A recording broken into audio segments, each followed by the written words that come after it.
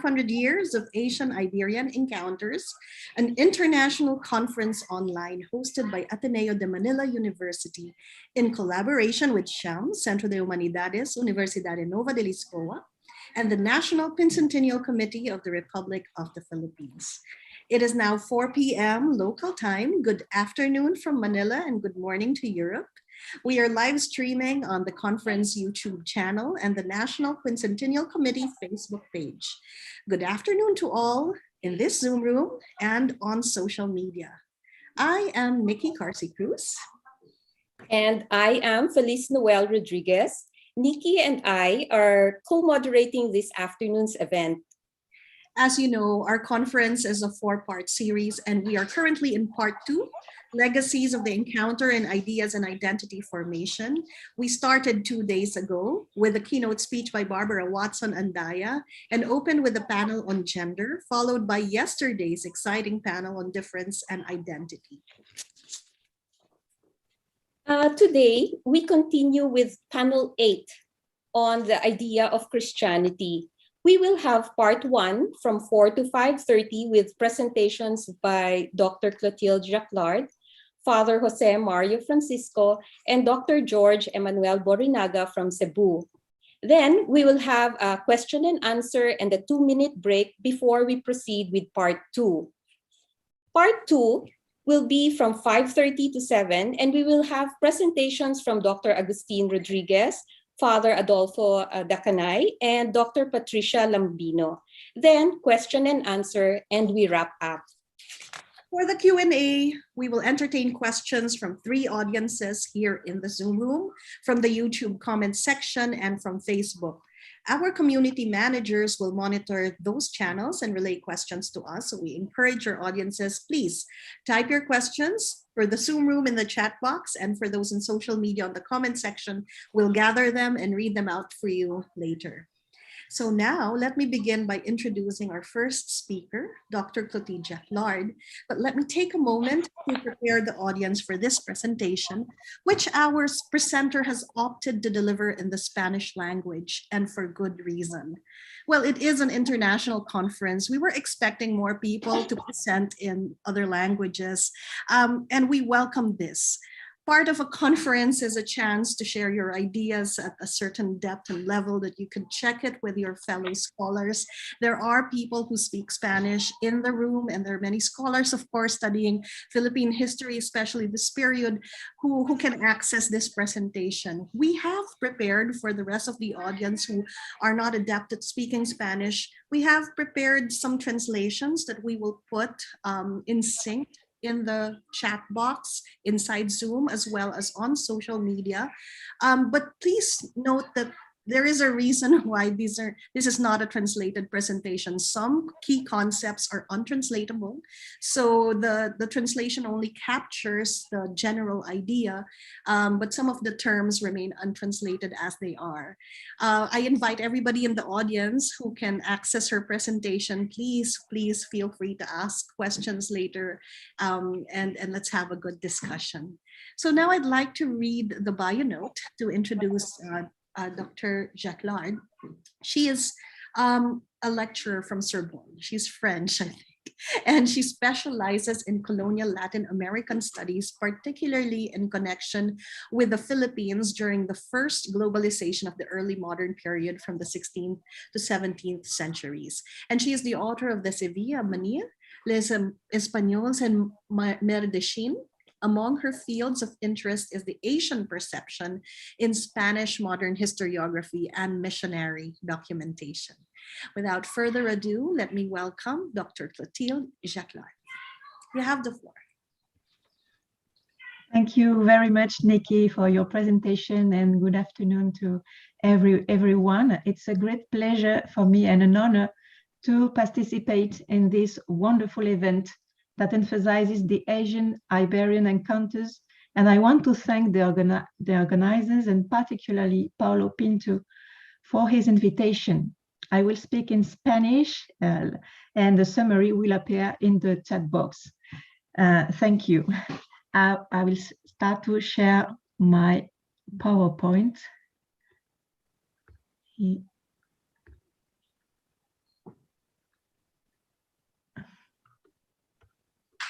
Let's start. El capítulo cristiano de Filipinas empezó, si nos referimos al testimonio de Antonio Pigafetta, el 31 de marzo de 1521 en Limasaua, con la primera misa celebrada en tierra filipina, la misa de Pascua de Resurrección en presencia de dos príncipes o reyes de la isla. Y después escribe Pigafetta lo siguiente, hizo Magallanes, el capitán general, que trajesen más tarde un crucifijo con los clavos y la corona, al cual prestó reverencia al punto. Explicóles por el intérprete que no era otro el estandarte que le diera el emperador, su amo, para que por doquiera que estuviese, Claudine, dejase aquella señal suya. Perdón, y que él- Clotilde, no, we cannot la see. pantalla no es compartida, tu pantalla. That's okay. Perdón. Yes, I put it on my screen and that's it. So.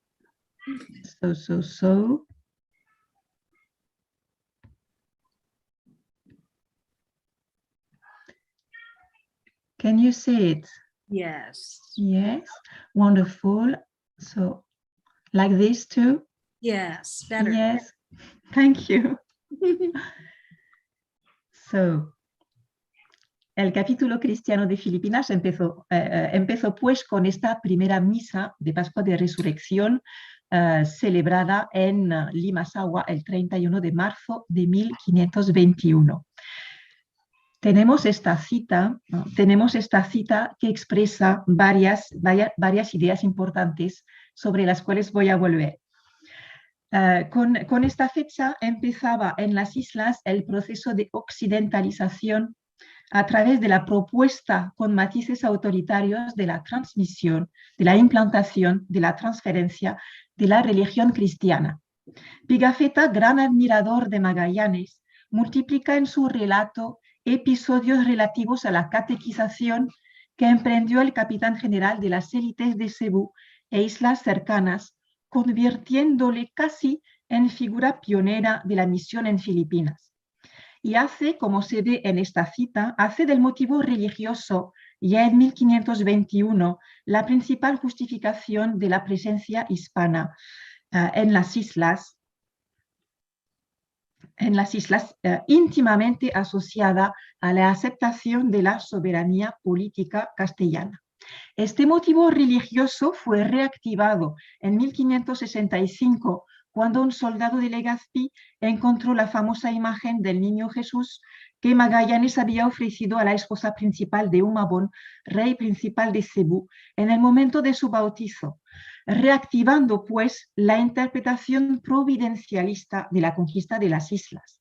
Este hallazgo iba a dar lugar a la gran devoción filipina en torno al niño Jesús de Cebú.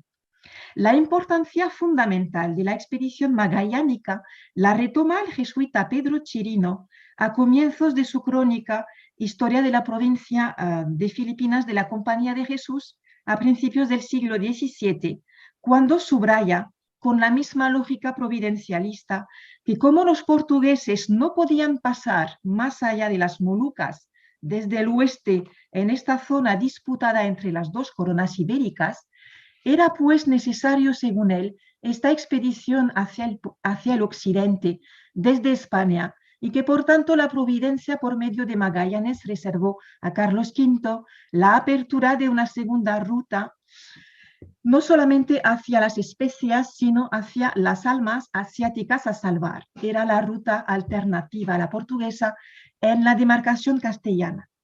Es interesante detenernos a analizar brevemente los escritos del jesuita Chirino, su crónica y su relación de las Islas Filipinas de 1604, puesto que figuran entre los primeros textos que expresan el contacto entre los universos culturales filipinos por una parte y europeos por otra, llegando la compañía 10 años después de la conquista de Manila en 1581.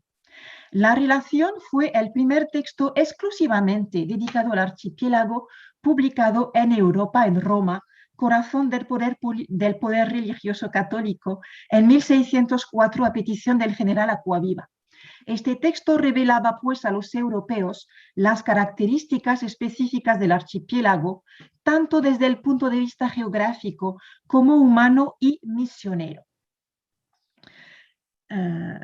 Bien, la compañía llegaba a Filipinas con una experiencia ya adquirida en América y llegaba a Manila después de los agustinos 1565, los franciscanos 1578 y antes de los dominicos en 1587. Los jesuitas se centraron no exclusivamente, pero voy a hablar sobre todo esta mañana, de la evangelización de las poblaciones visayas a partir de principios de la década de 1590, una misión iniciada por el mismo Pedro Chirino, con misiones en Panay, Cebú, Leyte, Samar, Bohol. Chirino, y es lo que me interesa exponer hoy, Chirino califica esta situación de contacto inicial con la metáfora del barranco, ¿no? Es decir, del foso, un barranco que se debe progresivamente allanar mediante el aprendizaje de la lengua del otro, el conocimiento progresivo de sus costumbres y el apostolado. O sea, vamos a hablar de una serie de interacciones. Después de allanar este barranco, se trataba de conservar la nueva cristiandad. Lo que quiero exponer en mi conferencia de hoy es pues insistir en una directriz de Chirino en su crónica, su reflexión en torno a la dificultad de convertir al otro, convertir otras culturas, ¿no? Y por eso, evidentemente, vamos a ir más allá, ¿no?, del estereotipo de poblaciones filipinas deseosas, voluntarias o dóciles frente al mensaje cristiano en un contexto colonial, evidentemente. Esta reflexión es interesante porque la desarrolla a lo largo de su crónica y es objeto de un capítulo específico de la crónica titulado "De la dificultad y repugnancia que tienen a la fe las naciones bárbaras". Y por eso también me expreso en español, porque hay toda una dimensión filológica de tratar de comprender lo que hay detrás de las palabras en estas fuentes originales. Entonces, a primera vista, la cristiandad filipina era una excepción ejemplar en una región asiática reacia a recibir el cristianismo en el último tercio del siglo XVI. Filipinas era una excepción junto con Japón antes de la persecución, Japón bajo patronato portugués. Entonces, esta cristianización del archipiélago era un motivo de orgullo por representar la cristiandad de los confines con respecto a Europa en un momento que vivía esta primera fase de globalización. Alonso Sánchez, muy presente en la crónica de Chirino y un jesuita de gran relieve, manifestaba su plena conciencia de la importancia de estas conexiones marítimas mundiales, que acercaban los pueblos y que hacía posible nuevas misiones. Entonces, este acceso a una gran diversidad de pueblos y a la complejidad suma de realidades culturales no cristianas. Cito una expresión por no perder mucho tiempo, cuando dice Sánchez en la otra parte de la redondez del mundo, ¿no? Por ejemplo. Bien, y desde Roma el papado se admiraba de este exilio, entre comillas, este exilio máximo de los misioneros a estas antípodas. Entonces había una conciencia hispana, por lo menos en los primeros años de la Unión Ibérica, de vivir un momento excepcional, el momento de una posible cristianización universal que compensaba los conflictos religiosos en Europa. Sin embargo, esta cristianización no dejaba de ser muy precaria en Filipinas, según nuestro autor. Y entonces es importante, yo creo, volver sobre estas dificultades que Chirino manifiesta a sus hermanos en religión, porque la crónica era un documento interno, ¿no?, y que no fue publicado hasta el año 2000, y que fue retomada en la crónica de Francisco Colín. Voy a citar, sin que esté en el PowerPoint, lo que dice Chirino del apostolado en Filipinas. Dice que era un trabajo, entre comillas, en que se encierran tantos dolores, trabajos, fatigas, discursos, caminos, navegaciones, peligros, temores, desayudas, contradicciones, desamparos, soledades, desconsuelos, desesperaciones. No sé si os dais cuenta de la magnitud de esta enumeración. Esa era pues la realidad de la adaptación, de la transformación personal de los misioneros aquí jesuitas que llegaban al terreno filipino. Y especialmente pongo esta cita porque me parece muy llamativa. Los jesuitas que llegaban al terreno filipinos debían renunciar o desprenderse frente a toda ambición personal y específicamente intelectual, ¿no?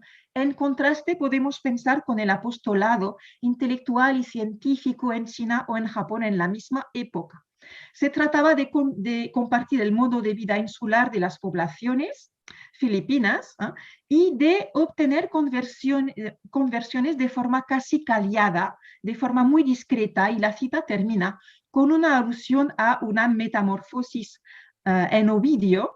Entonces, los jesuitas como agentes de esta metamorfosis religiosa y moral de la persona, ¿no? Que pasaba por varias etapas, ¿no? La etapa de la humanización según los criterios mentales de los misioneros de la época, ¿no? Y después de la cristianización. Y tenemos aquí esta cita importante sobre esta realidad. No tengo mucho tiempo para detenerme en esa palabra de bárbaros, ¿no? Pero voy a dar lo esencial. Esa palabra de bárbaros bajo la pluma de Chirino remite a todo un pensamiento, ¿no? Y particularmente al pensamiento de José de Acosta, que influyó mucho en la escritura jesuita de la época y que había clasificado en su De Procuranda Indorum Salute, había clasificado los pueblos extraeuropeos, los pueblos extranjeros, como bárbaros. Había 3 categorías. La primera categoría con los chinos y japoneses, ¿no? La segunda categoría, los pueblos de México y del Perú, y entraban las poblaciones filipinas, pero las poblaciones marítimas, y en la tercera categoría entraban los pueblos nómadas, como los chichimecas, los mojos, y en Filipinas los zambales, los aitas, los negrillos, por ejemplo.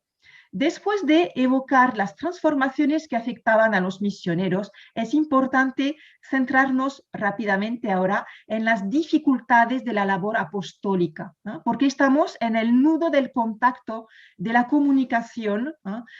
Duradera entre los distintos pueblos, y tenemos esta expresión bien conocida, hacer de nuevo hombres, ¿no? Es decir, transformar profundamente el ser del otro. Bien, una idea fundamental es que nos dice que esta tarea es muy compleja, Chirino. Dice que requiere mucha prudencia, mucha paciencia, y utiliza muchas comparaciones del mundo artesanal, ¿no? Y del misionero artesano. Por ejemplo, la imagen del herrero que debe calentar el metal para forjarlo y labrarlo. Y tenemos la imagen del escultor o entallador, que repite muchas veces, que transforma y esculpe el bloque de piedra o de madera para formar de forma muy paciente y laboriosa una estatua o una obra de arte, integrando así las 3 etapas del paso del pagano al hombre y luego al cristiano. Califica este apostolado chirino de negocio sumamente trabajoso y pesado. Y dice incluso que hasta es un trabajo desesperado, ¿no? Si no hay las cualidades humanas y las virtudes cristianas del misionero y su confianza en la gracia, en la colaboración y en la providencia divina. Entonces, para Chirino había 2 modalidades de transformación del otro: el mensaje adaptado, ¿no? El mensaje adaptado a la inteligencia, a la razón de los pueblos visayas, y la transmisión problemática de los misterios cristianos casi inalcanzables, ¿no? A la razón humana. Y esta modalidad dice que no era suficiente, ¿no? Dada la fuerza de la tradición, dada la fuerza del modo de vida de los visayas como de otros pueblos, y entonces justifica así las transformaciones de las costumbres y del modo de vida a través de las reducciones, que es un vasto capítulo. Estas reducciones dice que para las poblaciones visayas eran jaulas o cárceles. Entonces percibe bien las dificultades de estos pueblos para vivir en este espacio nuevo forjado por los españoles y por los misioneros. Dice que cambiar, dice que modificar las costumbres, abandonar la tradición, es una forma de muerte. Lo que nos ayuda a profundizar en la amplitud, la magnitud a través de las palabras del momento, la magnitud de la ambición de transformar del todo un ser individual y una comunidad. Voy adelantando porque ya no queda mucho tiempo. Es importante subrayar esta palabra de repugnancia a la fe y las costumbres cristianas, porque la repugnancia es una mezcla de oposición y desgana. Entonces había toda una relación muy compleja que instaurar con las poblaciones, muchas veces a través de los niños, pero no tengo tiempo, esos mediadores polifacéticos en este acercamiento a una relación con las poblaciones. La misión cristiana evidentemente chocaba con elementos estructuradores de las sociedades filipinas, la poligamia, los banquetes rituales o la servidumbre por deuda, por ejemplo. Voy terminando ya. Voy terminando ya con esta cita que muestra todo el problema de la novedad, de la diferencia cultural que hay que superar, la novedad, lo extraño, lo desusado. Yo creo que aparece bien con los subrayados míos, lo extraño y este concepto confuso, es decir, la dificultad para darse a entender, darse a comprender y esta necesidad de tiempo para hacerse a la fe y a la vida cristiana. Para concluir ya, para llegar a una conclusión, entonces quiero destacar pues esta doble labor de acercamiento, el esfuerzo indispensable de aculturación de los jesuitas a través del aprendizaje de las lenguas locales, a través de su adaptación pastoral, a través del conocimiento de los modos de vida que se ven en sus escritos. El apostolado, por ejemplo, la adaptación del mensaje cristiano, utiliza Chirino la metáfora de guisar, es decir, la metáfora culinaria, para adaptar el mensaje y para que transforme la interioridad del ser. Concluyó sencillamente diciendo que es un mensaje que Chirino transmite a los futuros misioneros de Filipinas, a los que desconocen este terreno, para desengañarles de toda idea de facilidad. Es decir, que insiste en la complejidad de la tarea de la conversión y es interesante porque exalta la grandeza de la misión filipina, la exalta en la pequeñez y la humildad de los medios, a diferencia de otro tipo de misiones jesuitas en la región. Y les agradezco mucho por su atención. Thank you very much. Thank you very much. Thank you. How are you? Fine, thank you. Were you able to put everything okay? So you might be wondering, the translation stopped at some point.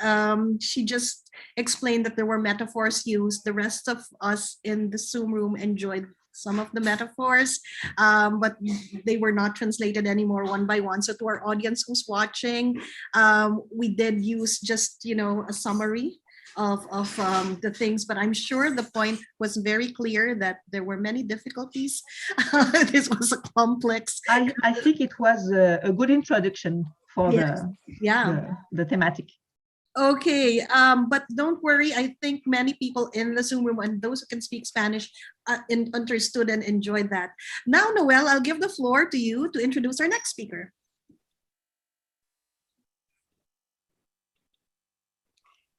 Yes, thank you, Dr. Letard, for your talk, and that definitely will be in conversation with the next speaker. We have Father Jose Mario Francisco, who is a professor at the Loyola School of Theology, Ateneo de Manila University. Father Francisco is a Filipino Jesuit professor And he did graduate studies and research in the Philippines, the USA, and Germany. And his research and publications focus on the interface between religion and cultural studies in the Philippine and Asian context. When I asked Father Mario how I should introduce him, he said, "Oh, just say I am your friend," which is true enough because we did work together. And when he came out with this edited book of Father Blancas de San Jose's um, sermones, where scholars from different fields came together to look at the sermones of Father Blancas de San Jose of the 17th century. So, and for all of you, this is a welcome and a surprise. Father Mario is coming out with a book entitled Between Celebration and Critique, Snapshots from 500 Years of Philippine Christianity. So that it will be out soon at the Ateneo de Manila University Press. So look out for it. In the meantime, let's listen to Father Mario.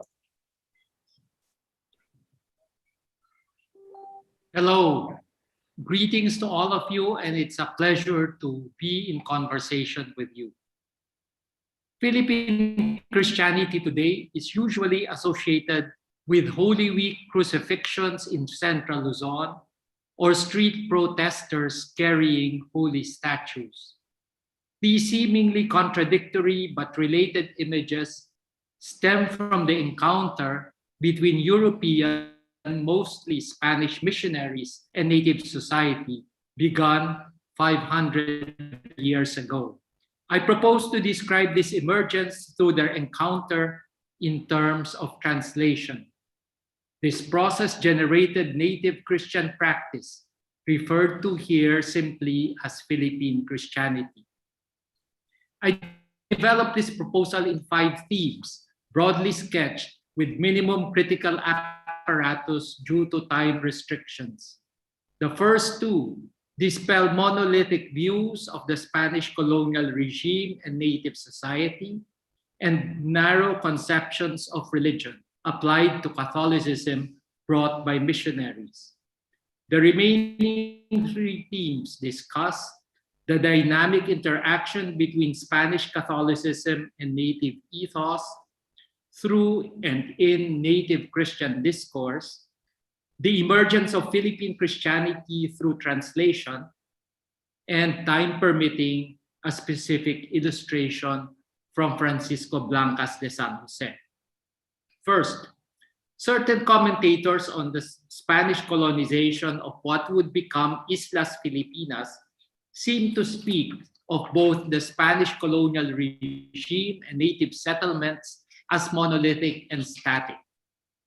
However, because of the endemic shortages of Spanish personnel and the archipelagic nature of the native landscape, the implementation of the colonial regime and native responses to it were varied and dependent on region.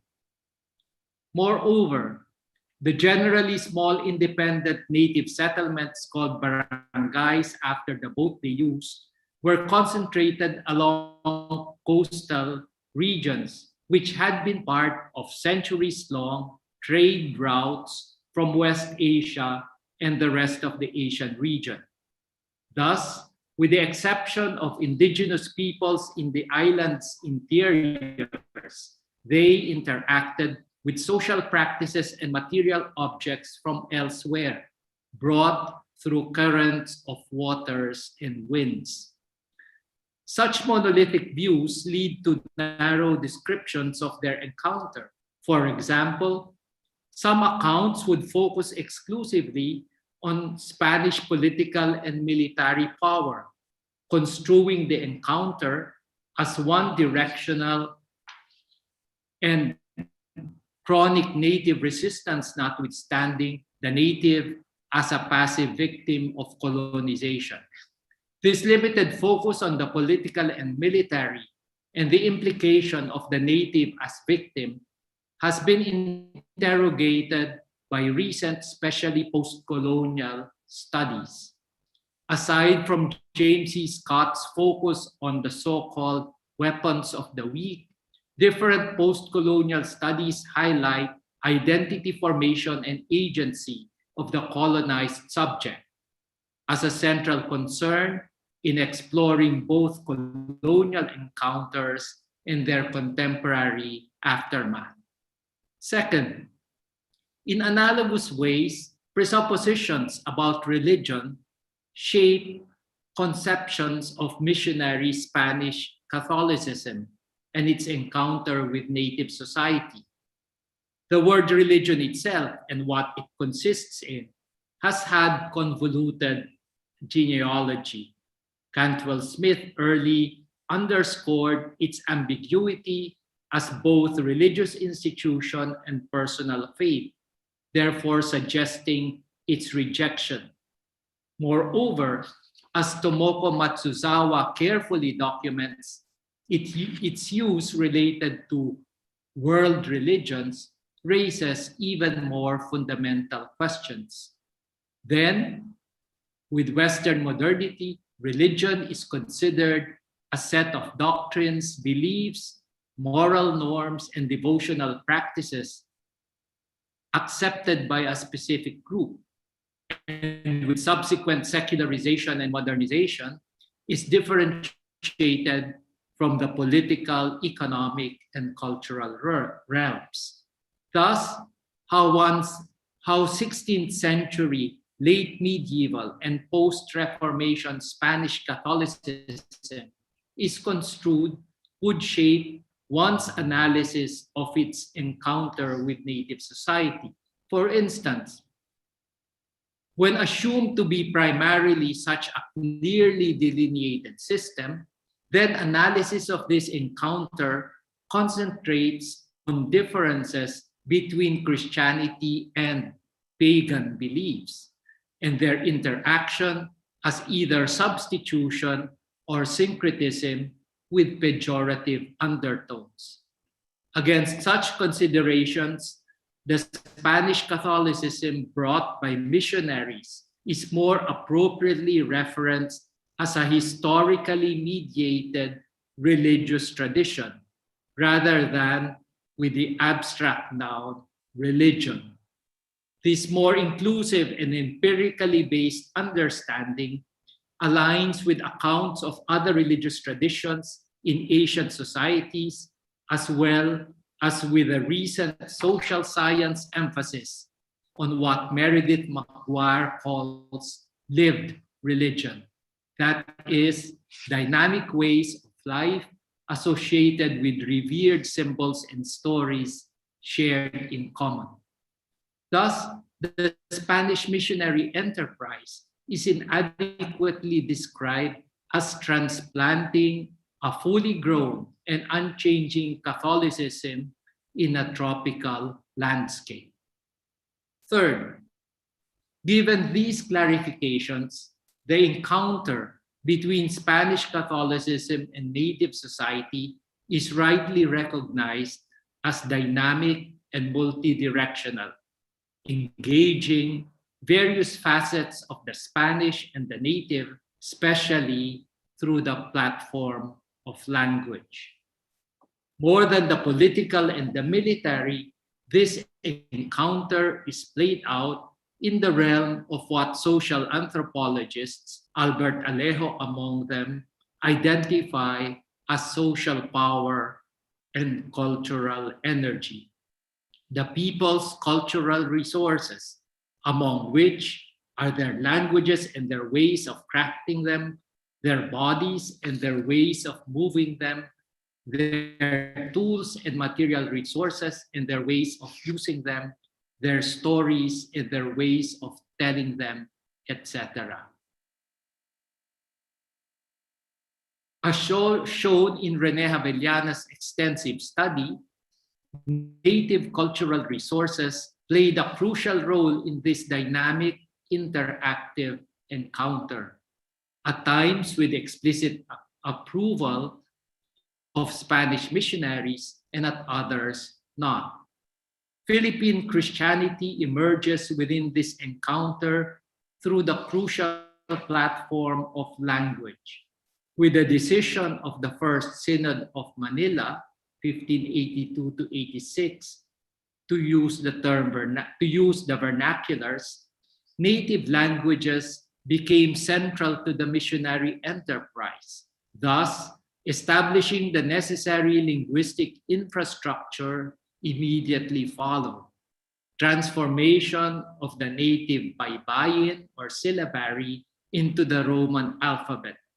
Codification of local languages, grammar, and vocabulary through artes y reglas and bilingual vocabularios, and production of multiple Christian texts in these languages for various devotional contexts, such as catechisms, novenas, and lives of holy people.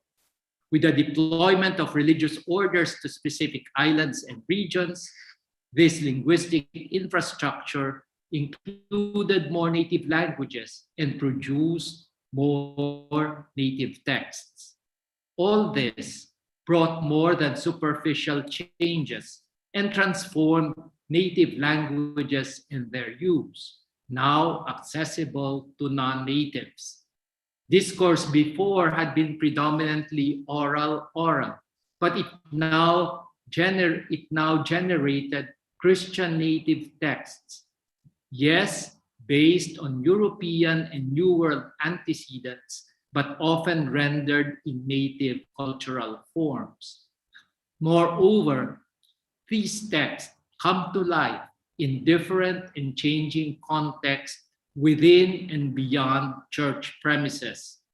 Those within, preaching and catechetical instruction, for example, were presided over by missionaries, while those beyond, such as individual praying and communal chanting at home, or dramatization in village plazas, were undertaken by native Christians and enjoyed greater scope for improvisation and participation. This interplay of voices, texts, and context turned out to be the proverbial Trojan horse, bringing the native way of life into the very heart of Christian practice. Thus, native voices became empowered to speak to and about the sacred in their own native tongues. Fourth, this dynamic encounter through language seems best described as translation, especially given their early association. In European Christian practice, the Latin word translatio first referred to the physical transfer of sacred objects. The Black Nazarene translation would be a contemporary example.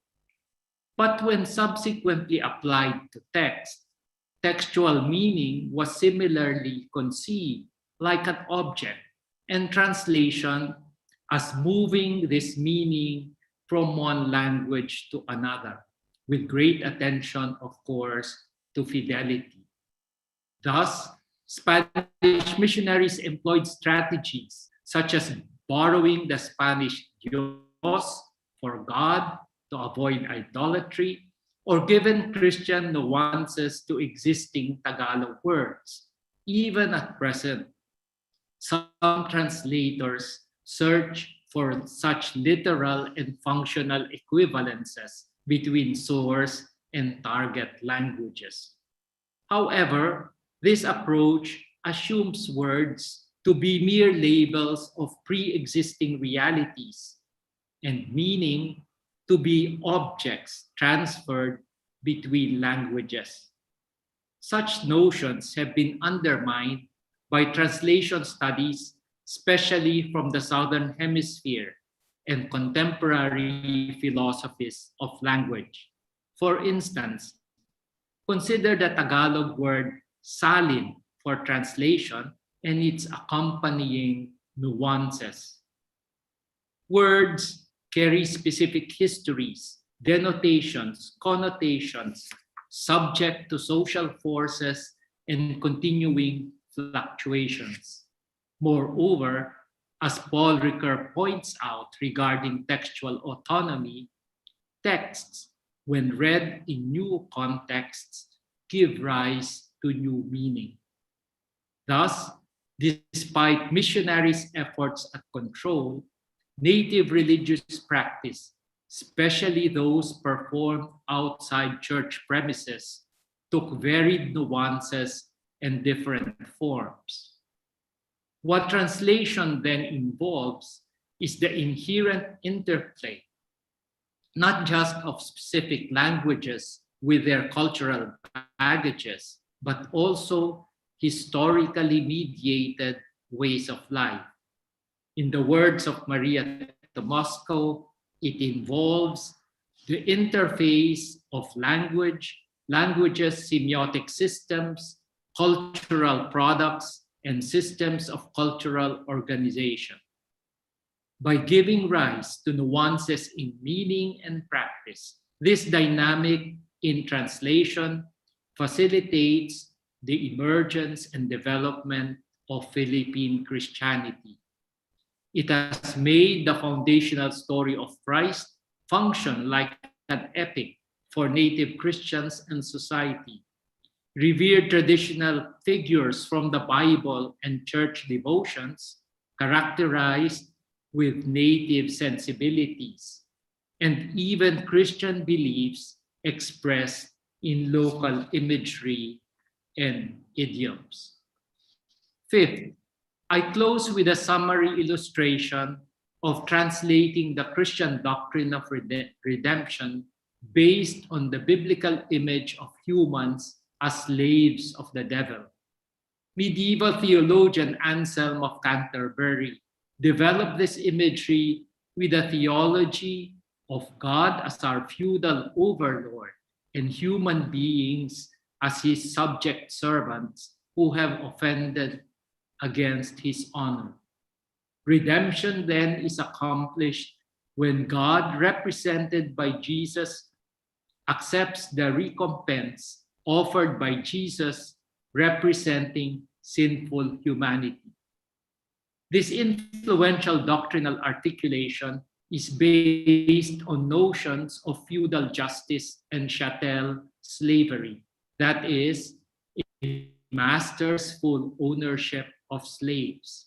All this theological baggage is echoed in the early 17th century Tagalog sermons of Dominican Francisco Blancas de San Jose.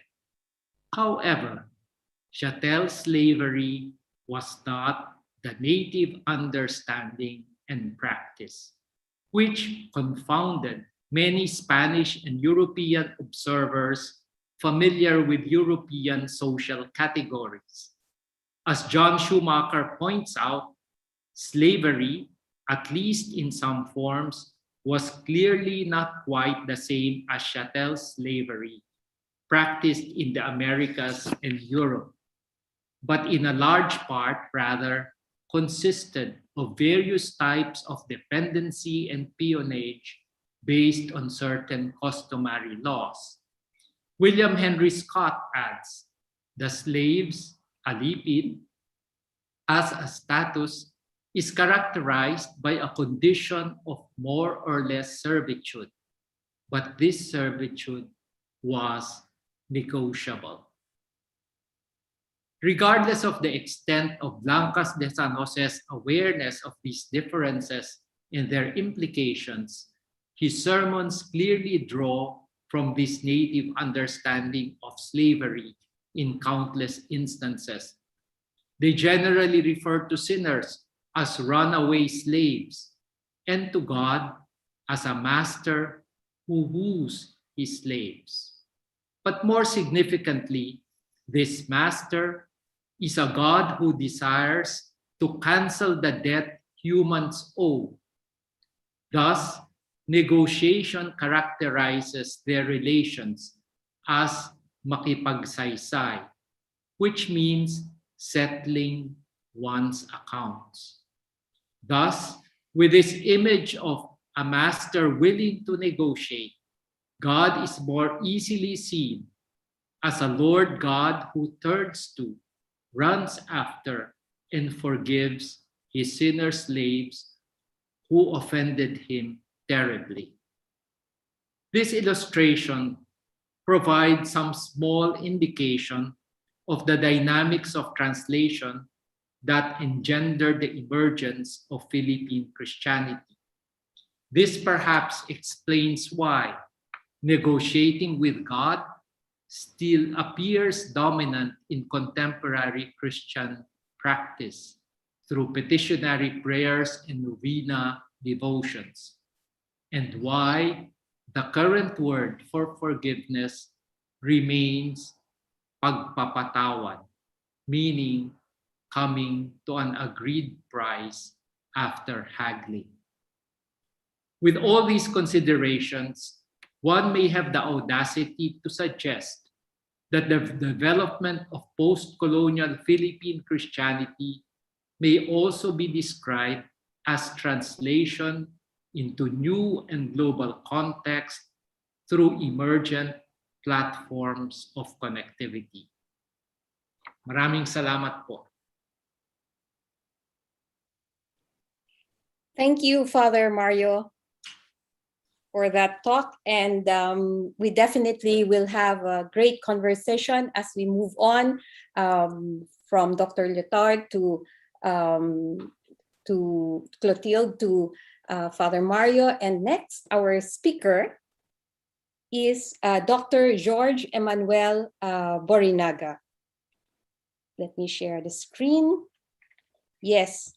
George Emmanuel R. Borinaga is our next speaker. He is assistant professor at the University of San Carlos. And he completed his PhD in history at the University of Hull in 2019. And his research interests include environmental history, community, and Latin Samar studies. And in 2015, he was co-awardee of the National Committee on Historical Research Young Historians Prize 2014 for his MA thesis entitled The Pulahan Movement in Leyte, 1902 to 1907. In 2021, he was awarded the Philippine Social Science Council's Virginia A. Miralao Excellence in Research for his article Jose Rizal in the Emotional Landscape of Samar and Leyte at the turn of the 20th century. Coming to us via Cebu, welcome Dr. Borinaga. Thank you, Ma'am Noel, and good afternoon to everyone. So please allow me to share my screen.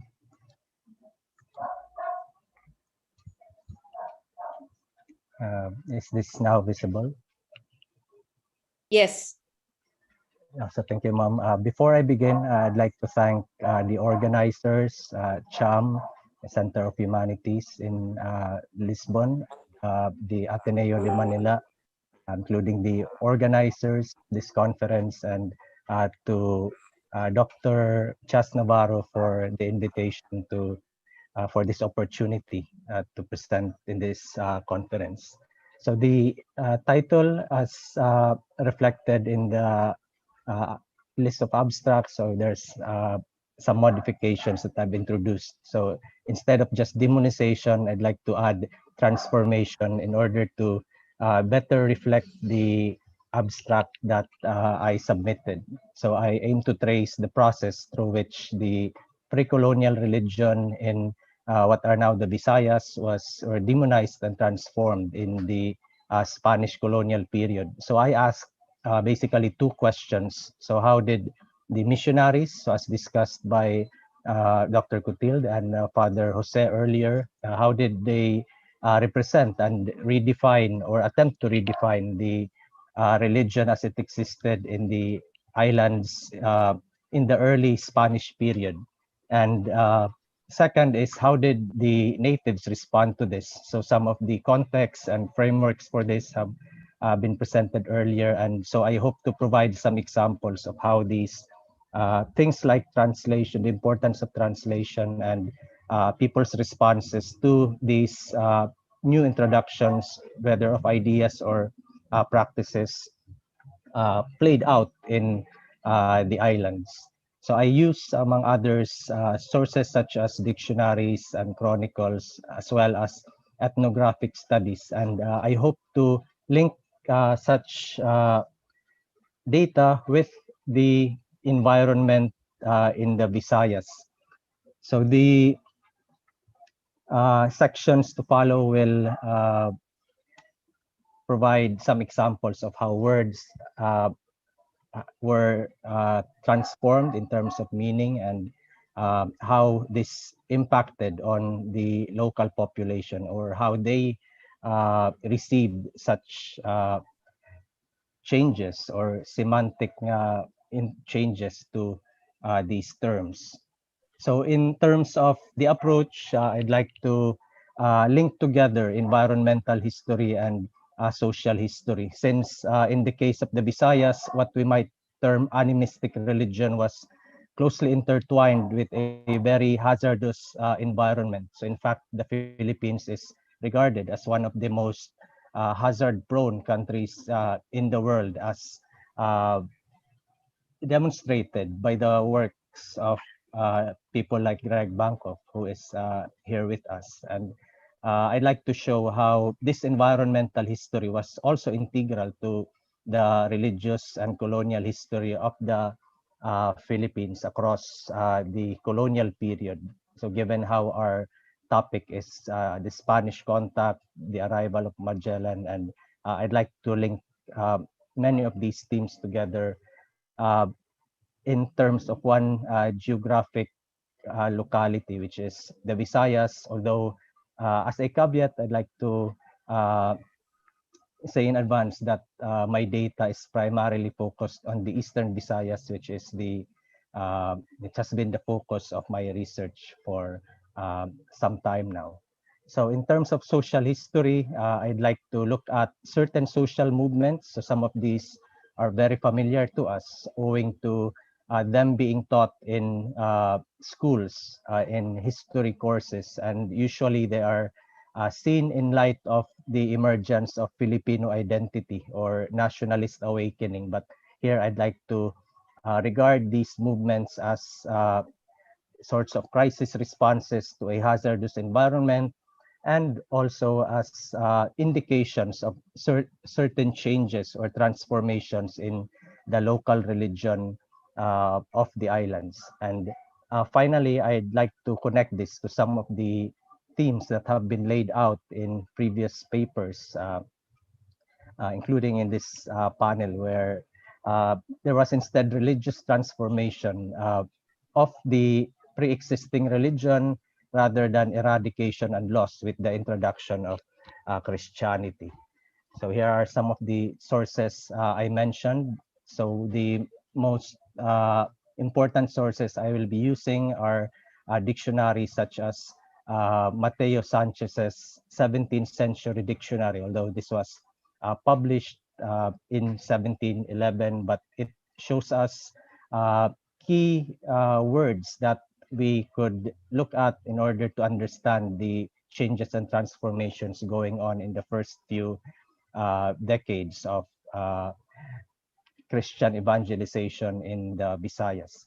And I'd also like to use early chronicles such as Luarca, and more ethnographic accounts such as Father Alcina, which has already been mentioned before in previous panels. And the other type of data I'd like to show are maps showing the hazards or the risks that people are faced with, because as we'll see, this has important implications in religious continuity and religious change in the Visayas. So the first part is on demonization. So as I mentioned, the Philippines is one of the most hazard prone in terms of meteorological and seismic hazards. And this, in consequence, has had an impact on religious belief. So Filipinos, even up to the present, believe in an active spirit world, which not only is composed of the Christian pantheon of gods and saints, but also includes non-Christian beings that continue to be recognized, and performance rituals are continued to be performed. So they the islands also is one that is eco-diverse and culturally diverse, and this has links to the vast amount of local knowledge of herbal medicine, and thus folk medicine, religion, they are also closely linked.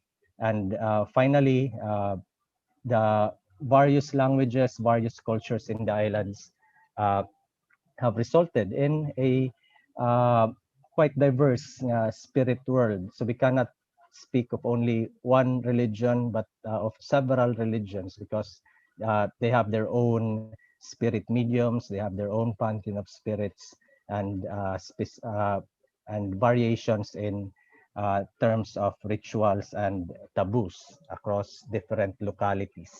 And here are some of the words that we find in the dictionaries, and some of these the missionaries attempted to eradicate in terms of their usage or change their meanings, but as we'll see, uh, the native populations found ways to retain belief in these beings, or in the maintenance of certain religious roles, especially among women who were the dominant mediums in pre-colonial times.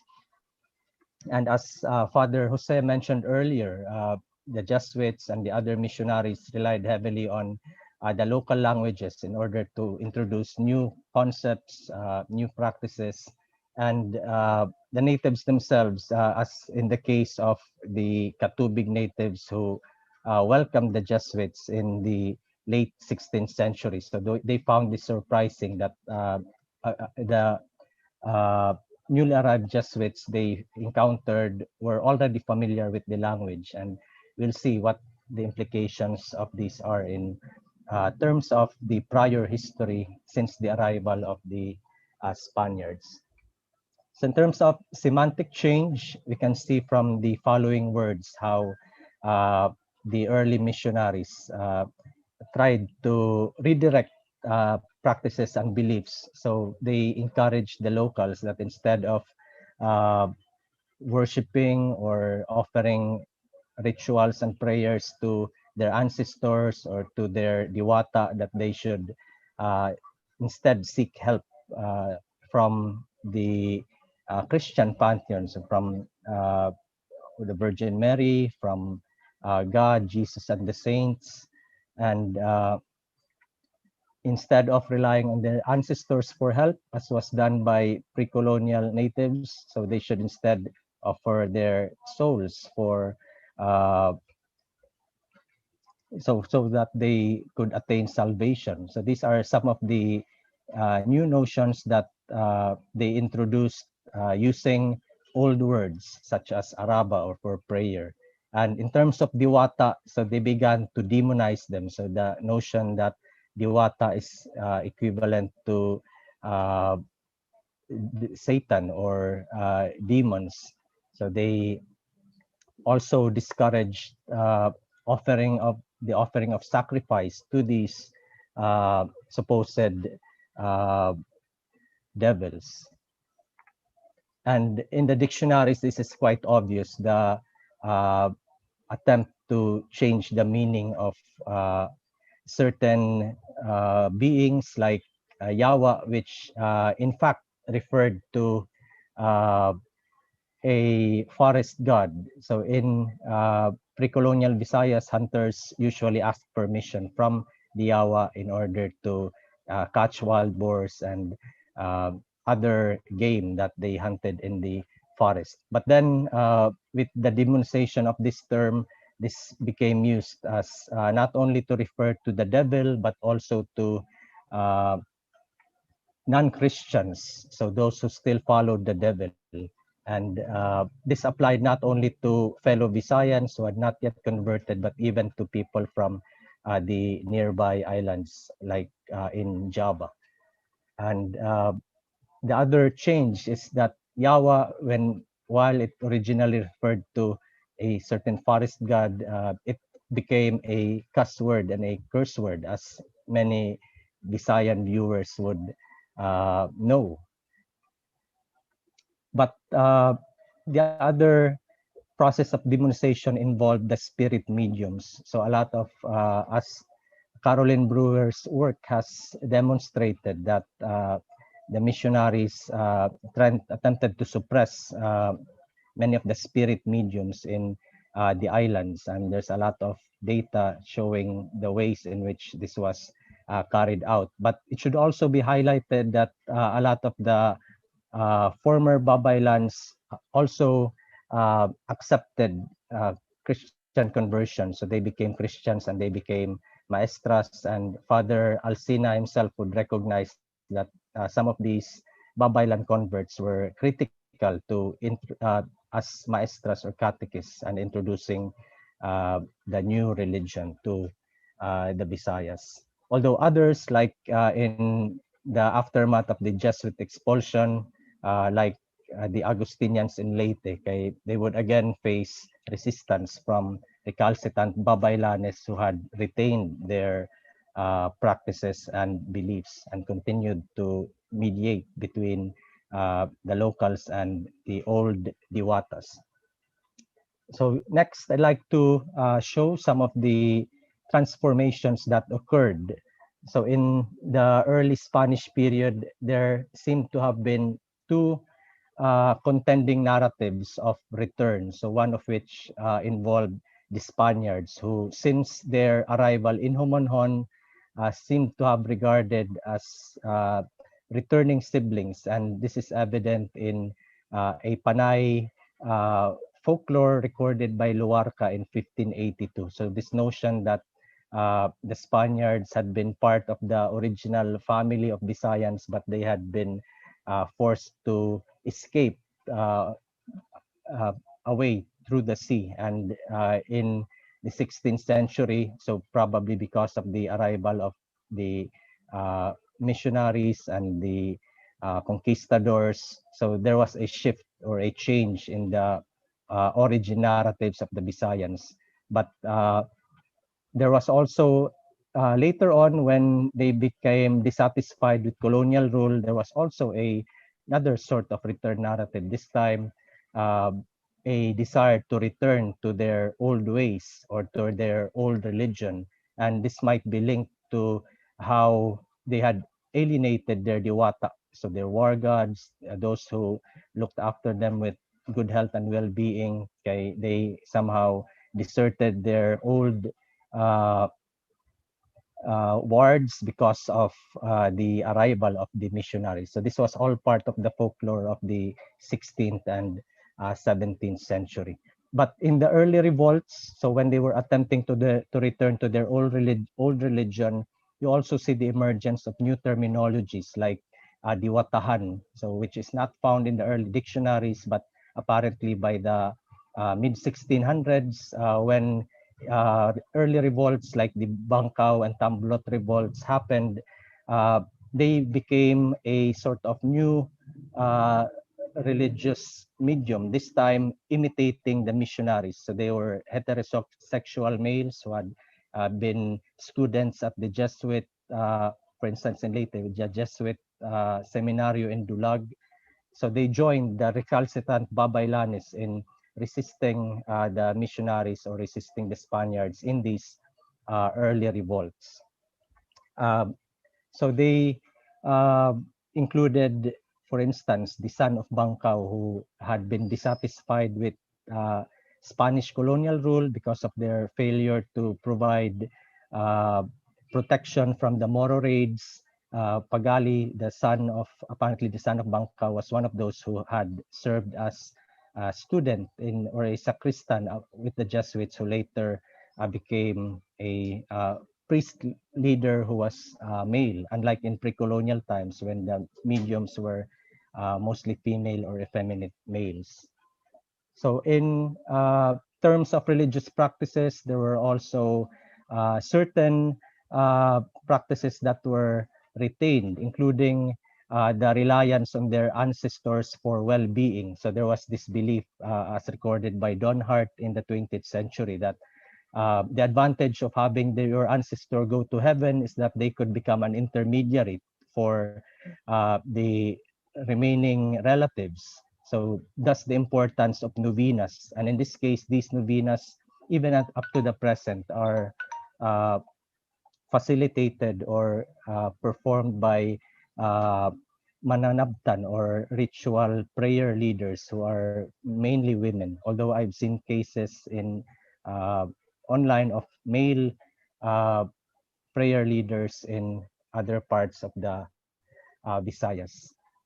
And moreover, we also see that the maintenance of an ancestor worship centered religion, which was tolerated by the church, was in a way an important part of how Visayan communities retained their autonomy. So they were hesitant to congregate in large settlements, so early on because of the Moro raids, but mainly because of a hazard-prone environment, prone to typhoons, earthquakes, and somehow the retention of these small communities and its intimate ties with the spirit world, with its ancestors, and including the new pantheon of gods and deities introduced by the missionaries was important in survival in such an environment. So as by way of conclusion, let me just note that in terms of demonization, uh, the missionaries relied on language and imposed semantic change in attempting to eradicate the old religion. However, elements of the demonized ancient religion in terms of practices, beliefs, and spirit mediumship became integrated into Christian rituals and its cosmology and religious organization. And moreover, the uh, importance of these appropriations and transformations was crucial in order to maintain local solidarities at the family and village level. And thus autonomous small communities with intimate ties to a hybrid spirit world was key to survival in a hazard-prone and conflict-ridden environment. So thank you and good day. Thank you very much for that. Now we thank you, Dr. Borinaga, for your talk. So let us now go to the open forum. May I call on the speakers to come up? Yes, and we have as well here with me Dr. Nikki Carci Cruz to join us. Okay. For the question and answer, we have a number of comments and questions, and actually the first one is for Dr. Jacques Lard. This is coming from the YouTube channel. Dr. Jacques Lard, thank you for your presentation. The question is about your presentation about the catechetical method that Chirino describes through words and sounds and gestures. Does he emphasize intuition and faith beyond reason more than rationality? Kindly elaborate. Thank you. Would you need a translation for that? Kindly unmute yourself.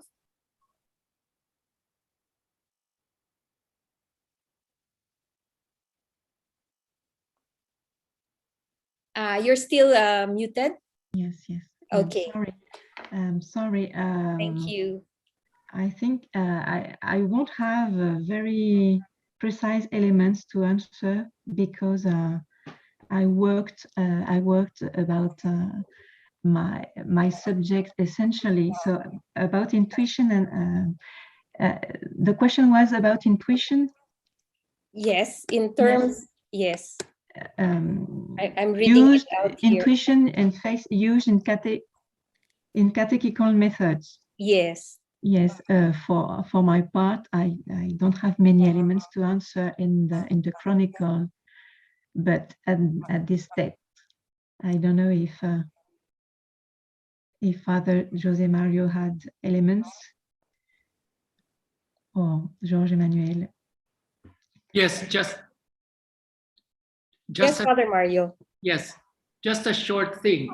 When you speak of, the question arises out of a differentiation between, in a sense, reason and faith, but that differentiation is a second order differentiation. When one speaks or one teaches, whether it is religion that one teaches, religious belief, or both the emotional and the rational elements, parts of faculties of the human person are involved, and therefore you cannot say that Chirino, in describing the use of songs and so forth, was not emphasizing rational. I think does not follow. Yeah, I think it's a complex process for conversion. If I can add one thing, frequently Chirino relates conversion of chiefs and spectacular conversion after a sermon. Yes, after a sermon. And he speaks and he writes about mudanza, mover.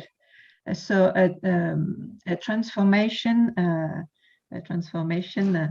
radical, which seems radical and emotional after the sermon, after predication. That's a possibility. And then effectively about Visayan people, he writes a lot about contact relation with affectivity. I don't know if it's the right word, well, I don't find it. A complex relation of familiarity, help to heal the diseases, the medical role of the missionary is very enhanced. So that's the element that enter in the complex relation established with the natives. If I can, that's okay. what can I? Thank you very much for that. Perhaps to offer things in order to enter the economic system too of exchanges, and then to know the language, knowing the language, as George Emmanuel spoke about it, was a real help to facilitate the contact and the future conversion, and helped them to survive too in this environment. That's what I can say. Sorry. Okay, thank you very much. Together with me here is Dr. Nikki Carci Cruz. Yes, and well, Paulo's raising his hand, but we also had a question from Dr. Shalsita. Paulo, I'll call you first, then I will also read the comment from Dr. Shalsita, who's joining us via YouTube or Facebook. Paulo, you first. Thank you. Well, I don't exactly have a question. It's just I took a few notes when Clotilde was speaking, and I would like to highlight one or two important points for those who are not exactly aware of the Spanish language, and so for just to make her speech more understandable to people. And I hope to have understood well the work of Chirino, and because I'm not exactly aware of the specifics of the missionary work in the Philippines. But the first general idea is that the work is some sort of an exaltation of the exceptional work of the Jesuits in the Philippines, because the Philippines considered as the end of the world. And that quotation that she put on the screen, how he, in some sort of a poetic and hyperbolic way, he exalts how exceptional was the work of those men who dispossessed themselves from everything to go to the other side of the world, became children once again, and try to humbly make their work. And some metaphors, the idea of converting those untamed beasts from stones into men. If I understood it correctly, the idea of how this was a deeply divine and human mission for those Jesuits. The second, it's correct, Clotilde, right? Yes, yes, yes. And then the idea, as was then mentioned, of the Jesuit method of learning languages. Only learning languages, local language, was possible to go in depth inside those people and convert them. Well, this is interesting because it was not an exception in the Philippines. The Jesuits did this all over the world, in Africa and in Japan and everywhere, in contrast with other missionary religious orders that did not use this specific Jesuit method. And in third place, in some sort of a historical context, for those who are not exactly aware of some details of history of Portugal and Spain, the idea that the time has came to Catholicism became universal, because in 1581, Philip II became King of Portugal, and Asia, except the Philippines, were under the Portuguese padroado. And so there was the Portuguese padroado, the patronage of the East, that was attributed to the King of Portugal, and the Philippines were outside because they were under Philip II and Spain. And so the idea that the time has come to Christianize the whole world, because now East and West, Portuguese and Spanish empires, are now united under the same king. And so this sort of exaltation of, I don't know, divine mission, that time has come to Christianize the whole world. I think this is one of the general ideas that I think Clotilde mentioned. Thank you. Before you respond, I'll read Dr. Shalsita's comment, which is also tied to what Paolo was saying.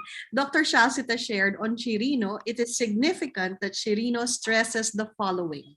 Number one, the missionary should be selfless, for he is following Christ.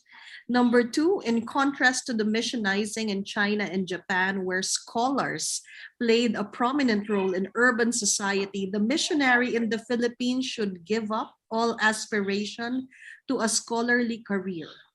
Then he had a question, is the Tagalog word sala, kasalanan, equivalent to sin, pecado, in Spanish? It seems not, he said. Okay, I don't know if you want to comment, but there's a conversation going on chat. Kuahao gave a comment and Chas replied, but maybe we could get to that in a bit. Father, do you have any comment? Father Mario or Clotilde from? Just a few points. One, it was not only the Jesuits that were very much involved in work with language in the Philippines. In fact, the Dominicans, the Franciscans, and so forth. So it was not a Jesuit monopoly.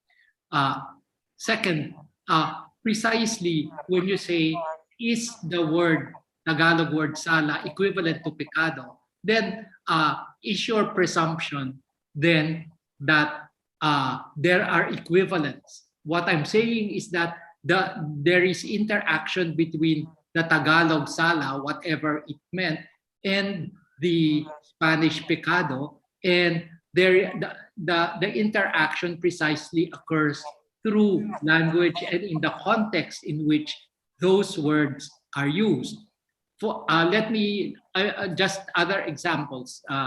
Again, I found it interesting when I was doing research on the dictionaries that the Tagalog word for baptism is binyag. It is not bautismo. It is not the Spanish, word. And you say, why? How could there be an existing word for a Christian sacrament that was pre-Hispanic? And it turns out when you look at the vocabulary or the dictionary of Blancas de San Jose and later of Pedro A. Sanlúcar, you find out that binyag was already existing, and it referred to the Muslim rites of purification.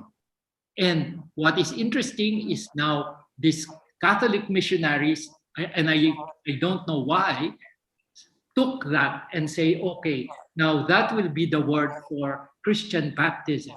So you find all these negotiations going on, whether known to or consciously made or simply because of the process of interaction. Okay, let me stop there. And related to what you just said, Father Mario, is a comment that came, a personal comment that came, and this is with regards to the talk by Dr. Borinaga.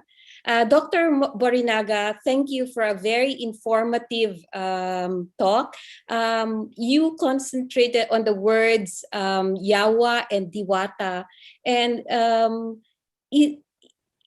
is there a difference through time and the way it was used by the missionaries of these words? Because the words and the meanings have changed, and even with regards to the use of the missionaries of these words. So Diwata has changed, and can you inform us when it has changed through time? In terms of, thank you for the question. In terms of Diwata, I think the in change I noticed was on how the local population used it. So I noticed that in terms of the missionaries, it remained the same. So it denoted superstition, idolatry. So this is the case with the Sanchez Dictionary from circa 1617, but published in 1711, until the Sanchez de la Rosa Dictionary. So Father Sanchez, Mateo Sanchez was a Jesuit, and Sanchez de la Rosa was a Franciscan based in Samar. So you notice that across 2 centuries, it remained the same, the meaning of Diwata, which was associated with superstition, idolatry. But for the natives, somehow it denoted a anti-colonial or attempts to return to ancient practices and beliefs, or the ancient way of life. So those are the 2 main changes, or the semantic or the meanings they projected into these terms across the Spanish colonial period. Okay, thank you very much for that. Father Mario, would you see a certain similarity with the texts that you've read with regards to the use of Diwata? I think what George said, I think illustrates precisely how there is both continuity and discontinuity. And I think the evolution of the word of Yawa and Diwata exemplifies that. You're muted, Nikki. Noel, Father Tony is raising his hand. Shall we call him? Yes, please. Father Tony, you have the floor. Yes, yeah. First of all, thank you to all the speakers. Maybe 2 comments and then a question. The first comment, I guess, really has to do with the complexity of the world of spirits, as it were, in pre-colonial Philippine society. There is no monochromatic world. Okay, I think William Henry Scott does a very good job of categorizing the spirits, for example. There are nature spirits, there are spirits of the unseen world, and there are spirits of the underworld. Okay?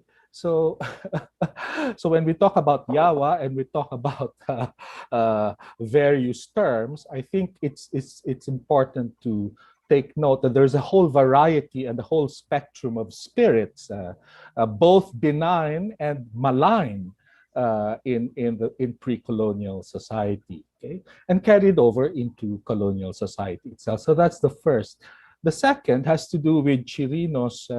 I think many of these texts, primary sources, we consider them, are quite, how do you call them? They're ambivalent, ambiguous, complex. They have good things and bad things to say about various things. So Chirino, for example, was obviously enamored, as it were, with the Tagalog language when he compares it to Hebrew, to Latin, to Greek, and to Spanish. No, unfortunately, George, he doesn't say the same good things about the Visayan language, okay? But considers Tagalog as comparable to Hebrew, to Greek, to Latin, and to Spanish. So that's a very interesting thing to note from the point of view of the missionary, what he himself brings, as it were, to the matter at hand, how he understands the languages, for example. Okay, but of course, he does demonize certain practices. Although I think, on the whole, I rather enjoy reading Chirino because of his descriptions of, let's say, baths in the Philippines. Okay? It's a very, I think what we need as well is a certain close reading of the text. No? Not a superficial reading of the text, but a close and deep and recurrent reading of the text. And I think that they are bound to give rise both to what the missionaries themselves thought and felt, but also, following Henry Scott's cracks in the parchment curtain, glimpses, as it were, into the native world. So that's the second comment. The third, I think, maybe to Dr. Clotilde Jacquelin, basically about the target audiences for these texts written by the missionaries. No?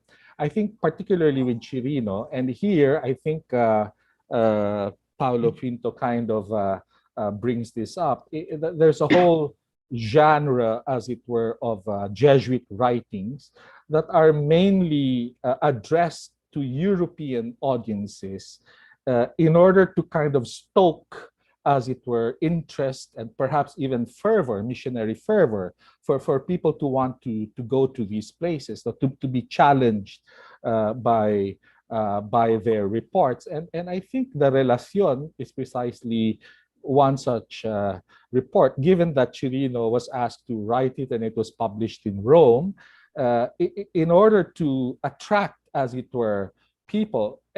So there is this idea of for whom are these texts written?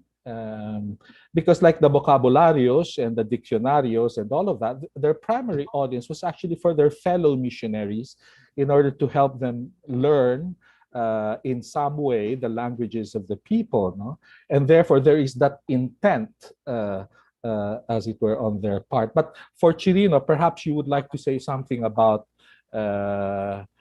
¿quieres decir algo sobre el target audience de estos escritos? Yes, I do agree with you about the relation. La relación de las Islas Filipinas was written to facilitate, to develop the mission for the Philippines. But in the Chronicle, the things are different, and all this critical dimension or all this realistic dimension of the mission is precisely addressed to the missionaries who think that the task is very easy and that only baptism and then the Christianity is perfect always he directly intend this type of discourse to them. Yes. Thank you. So then after the target, the large target, I don't know, because this chronicle was not published. And apparently it was a petition from the superior. Sorry. So I can't answer to a large public target. Noel, I think the chronicles were meant for Jesuits. Jesuit, yes. Yes. So it's another type of discourse. Yes.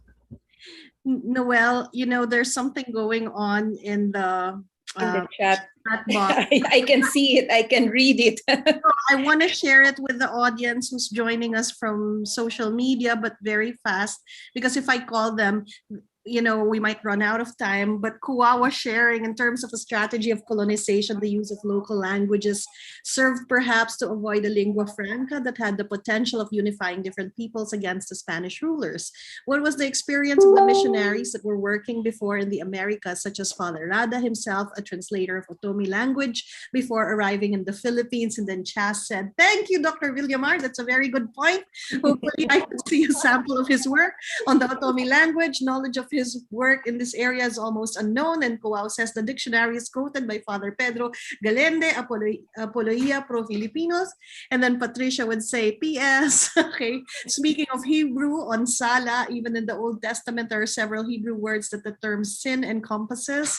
For example, offense, transgression, or iniquity. And she agrees with Father Mario that translation is always a naming toward. And then, of course, while they were talking about the Jesuit intended audience, Paolo says, yes, the Jesuits had a very effective propaganda machine in Europe. So anyway, I just wanted to share a little bit of that because of our audience who cannot see what's going on in the chat box. Unfortunately, it's 5:31, Noel. What do we do? Well, if possible, can we have a wrap up? And may I ask each of the speaker to give a line or two about like a gist of your talk, just so that the audience can have something they can take home with them. Yes. May I start with you, Father Mario? Your parting shots. My parting shot. Yes. No, I think in exploring precisely the encounter between Spain and native society, I think we should be aware precisely of what presuppositions we bring. And the first 2 points is, how do we understand religion? How do we understand, I think because unknown to us, our presuppositions which we bring in looking at the actual historical encounter and its effects may be distorted precisely because of a particular, specific, inappropriate understanding of religion. So I think that's it. Thank you. Thank you very much. Dr. Jacquard? Sorry. Would you want to have some parting words? Final word. Maybe you have George Emmanuel first, and then yes. I finish. Okay. So I'd like to thank again the organizers for this opportunity. And I'd just like to highlight how a lot of the sources, vernacular dictionaries, and some of the chronicles are already available online. And I guess this is an open invitation for more scholars or people from different linguistic groups in the Philippines to look at the encounters between East and West across the Spanish period that has been highlighted by this conference. So thank you. Good day. Thank you. Everyone. Thank you very much, Dr. Barinaga. I appreciated a lot the presentation of Father Jose Mario and George Emmanuel, because I think these conferences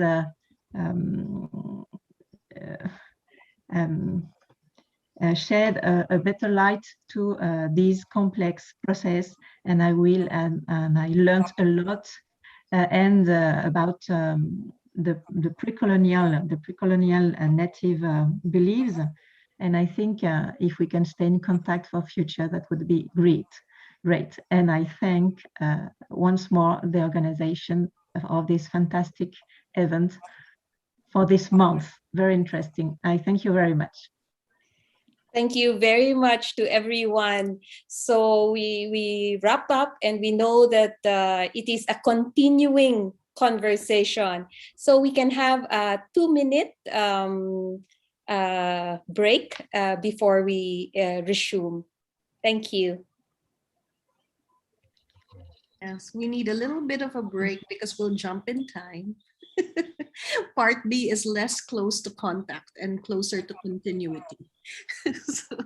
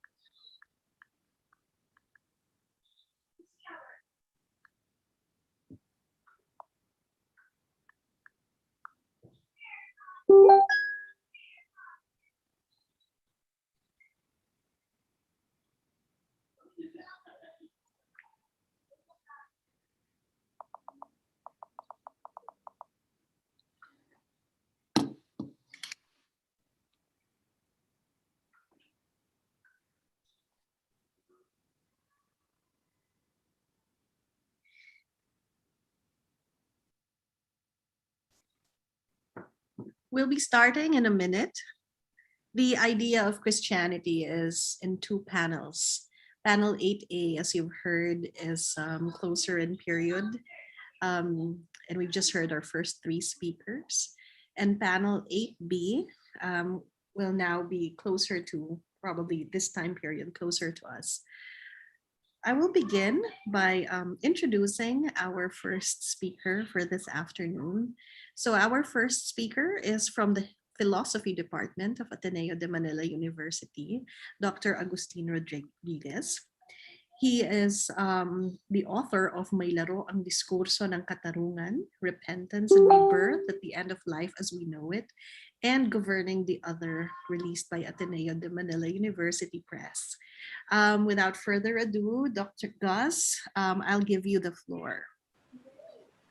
Hello, everybody. Thank you for having me.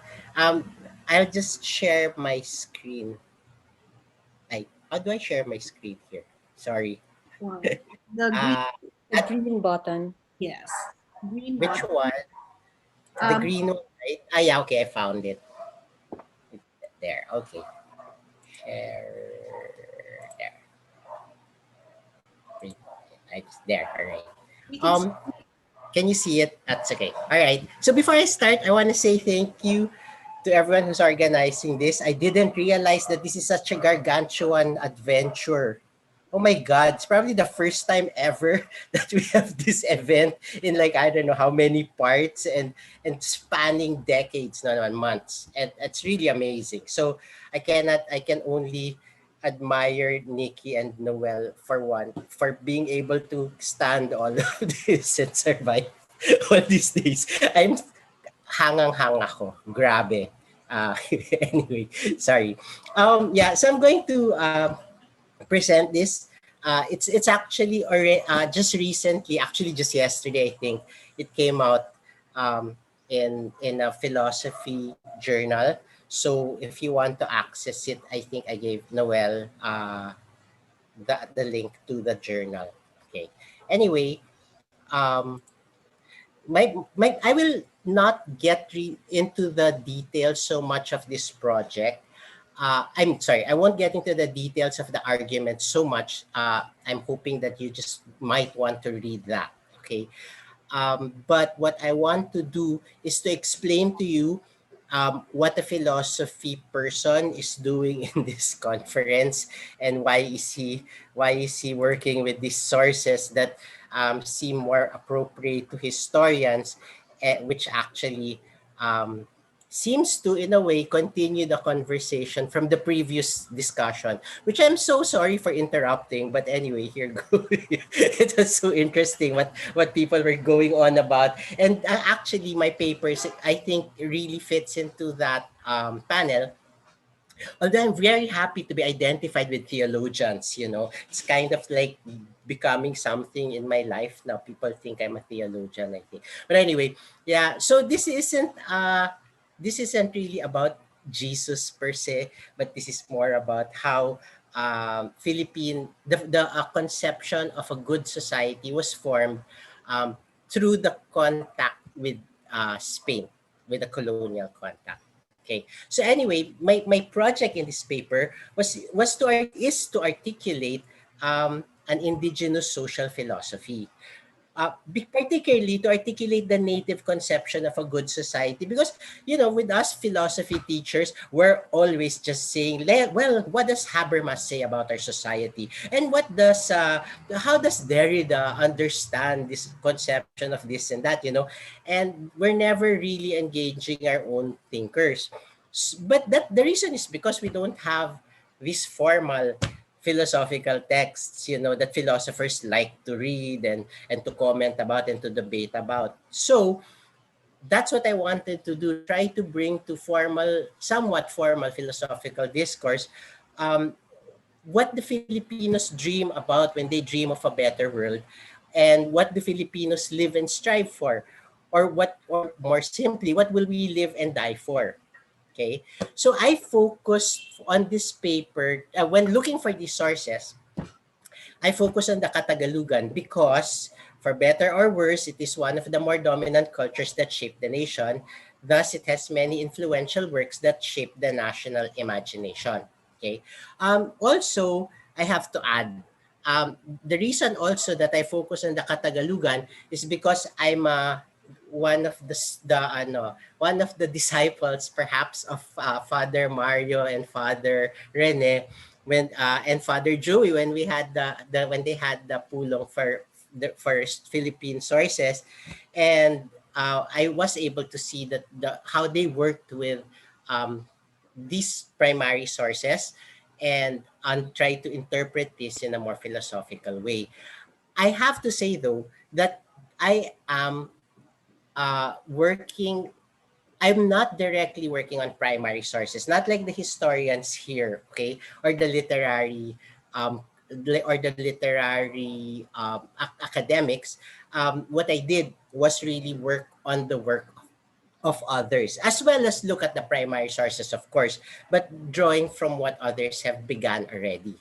Um, Secondly, I'm working also on the Katagalugan, not because it's the primary or only source for such a philosophizing, but it's just a good start because there's so much material already. So like I said, I'm not a historian. I'm not going to dig up new stuff.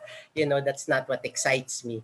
What excites me is to philosophically interpret the things other people have worked on. So I'm a leech, basically. Okay. So, yeah. So, sorry. Sorry, yeah. So, what are my sources? Well, literary works and political treatises. To draw from these the conception of a good society as it developed in the play of history. Now, I like to put the develop in question marks because I think it's very tricky. When we talk about the the intellectual history of Philippine social philosophy, because there's always this bias that what came later is better, and I don't really buy into that. What came later is later, okay? And so there is that story of the intellectual history of the Filipino idea of a good society, and it is a development of sorts. So what I'm trying to do is articulate the social philosophy that may underlie our collective becoming as a nation. Okay, because I understand, because basically, where does this desire come from? Well, this desire really comes from 30 years of working as a development worker. I mean, I am an academe primarily. That's what I am. I do philosophy. I write philosophy.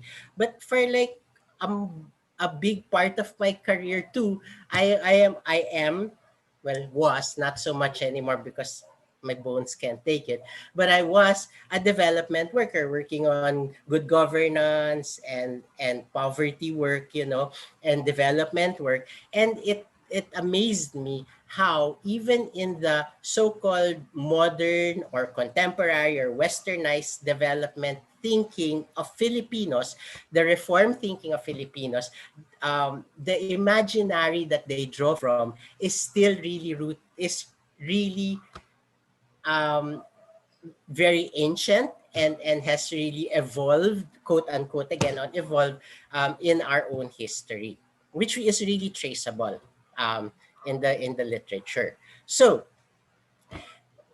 we begin this, of course. If you want to understand what our own philosophy of society is, it begins in the pre-colonial. Okay, I'll just draw really broad sketches here just to show basically how it developed.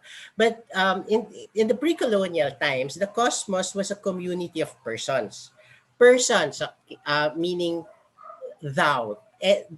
Things and people you could engage with as a thou, there. They're both human and the unseen. Actually, the other persons were usually referred to as yung hindi nakikita, the unseen. Okay, and success in life in the pre-colonial times was really realized by persons who were capable of negotiating with capable persons, or persons who were able to realize things. Like, for instance, a Datu was able to negotiate alliances. So if you were allied to a good Datu, you would succeed in life. And then a good Abyan, which is the spirit that engages the Babaylan, a good Abyan would be an Abyan who knew what spirits to approach, or what other persons to approach, in order to find out what sickness you have, and what how to cure it, or how to make the palay grow more abundantly, and things like that. So a good society is one where persons live in a network of cooperation for the common good. Persons, again, including human beings and the spirit world and the unseen persons. Okay. Now, this was the Babaylan cosmology. The cosmos had various planes. Okay, like there was the plane of the Bathala, where okay, there was basically this plane where there was sure Bathala gods, or Kabunyan, but usually this Bathala didn't really involve themselves in the lives of the people. In fact, the plane of the god at those times seems to be something that was unattainable. It was there, the Bathala was there, but you don't really he did Bathala didn't really engage too much in human affairs. And then there was usually a second layer where the mythic beings who somehow were involved in the creation of the world, in the establishment of certain systems or landforms, or things like that. But again, that was another realm of mythic figures which no one entered into either, except maybe particularly powerful Babaylan. Um, the third layer was our layer, where human beings usually are, and the spirits are. So the all the persons are on this layer, the persons who could be seen and the persons who could not be seen. And in this level, your basic desires to reach a life of kaginhawaan. Okay, it's where human beings and all beings lived in harmony and helped each other to achieve ginhawa and layaw. And laya. Okay. And so in this world, the quest was really for kaginhawaan and layaw. And then when you die, you went to the realm of the dead, but the realm of the dead wasn't a realm of punishment or darkness or sadness. It was just where you went when you died, and it seems like you continued the same kind of life. Okay.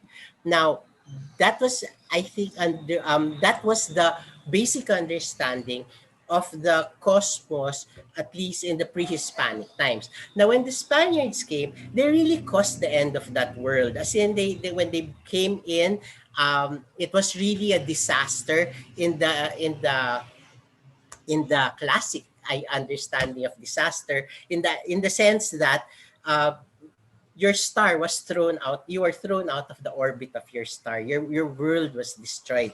And it really, and the establishment of the Spanish colony really caused suffering at an unprecedented scale. And their cosmology was discredited, violently discredited. And because of that, it really caused the end of their form of life, where they found ginhawa, or at least where which they knew, which they were not inutil. They were capable persons in that cosmos, and they were capable of realizing some form of ginhawa, and they knew how to navigate it. When the Spaniards came, they created a new social system, a new economic system that threw, and a new religious system that threw everything off, and it caused suffering at an unprecedented scale. When the Spanish came, and in the beginning, and I think this is where the Blancas document and the Olivares documents are really helpful, because they showed us how the Spanish painted the world that they came to, that the natives found themselves in with the coming of the Spaniards, because they started to say, oh, this suffering you're experiencing now, remember, before you were in a state, maybe you thought you were in a state of ginhawa, but really you were just ignorant children who were easily fooled by the devils. And these anitos that you had, and these people that you had, and the babaylan, they were all, working together to fool you, and create that. No? And the suffering you're suffering now is because the demons have caused all this suffering. Okay? So, really, when the colonialism was imposed, as we all know, it really threw their world asunder. However, and this is really where the mixed, I don't know how some scholars would think of it, but I would say, in a sense, the coming of the Spaniards was a mixed blessing, because it brought such a massive scale of suffering that people began to think, is this what life is about? But at the same time, they also brought somewhat of an answer, a kind of an answer, when they said, well, though, if you really live well, there's such a thing as langit, God's heaven. Langit is no longer just Batala's realm, where, it's a closed off place where nobody really gets to. Oh, all of a sudden, people can get to langit. And I think that's really a major, a shift. As much as the colonialism was a disaster, it also gave them a vocabulary and an imaginary that allowed them to understand that langit is open to human beings too. And then they were given a telos of human life and a promise of absolute kaginhawaan. So it's still kaginhawaan, but it's absolute, not like, you weren't really sure when you died, you were brought to another place. But could you die there too? Because it seemed like in the underworld, there were spirits that ate souls. So, there was that kind of that. But now, there's this idea that, colonialism, which was such a disaster, also brought a gift. It offered people the promise of an absolute kaginhawaan, as it brought utter catastrophe. So I like to quote Heidegger here, because he likes to say that in the danger is the salvation. Because Heidegger seems to have this conception of history, which may be archaic, but it's nice to imagine it, and it could give us a certain way of understanding history, because in a sense, this apocalypse brought with it the possibility of a better world than the arc perceived good life was. It didn't supersede their conception of a good life and a good society, but it blew it open and made it, and it gave them a sense of the transcendent. Okay, so again, it develops again. So remember, though, by this time, our ancestors are thinking, okay, our life is suffering. It's because of all these devils. By the time of Lorante at Laura, the native imagination begins to understand that the devils are really the Spaniards and the Principales. It's not some devilish thing that's going on. It's a social structure, you know, and that's why Florante at Laura becomes an important imagine. Again, it adds to the vocabulary and the intellectual into the paradigm of understanding what the Filipino suffering was and their analysis of society. Because basically, society is the way it is not because of demons, but because of how deceitful, greedy, self-serving, and lecherous people have created that society. But they were also given the imaginary, in that imaginary, they were also made to understand that if people had virtue, like Florante or even Aladdin, and even Laura and Florida, if they had the virtues of goodness, honesty, faithfulness, and the kind of purity, then the bayan, the bayan, the land, the society that they dwelt in would not be sawi. Because at this time, this is when they realized, wait a minute, the Philippines, or no, sorry, not the Philippines, but the Katagalugan or whatever they understood their bayan to be, was suffering not because of demons, not because it was a bayan ng mga demonyo o ng kadiliman, but rather it was because it was the bayang sawi, which was suffering because of injustice. So, as this is then mixed in, I think, this in a sense is enriched as it comes to the passion framework. Okay, because Florante provides a framework for analyzing society and its ills, and the passion provides the same kind of analysis. But what the passion adds is this idea of heaven, of a heaven which is of a heaven which is kaginhawaan, founded on genuine solidarity.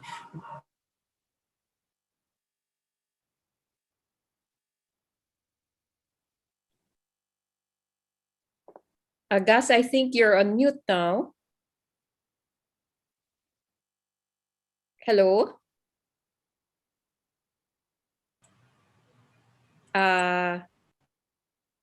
Dr. Rodriguez? There. Okay.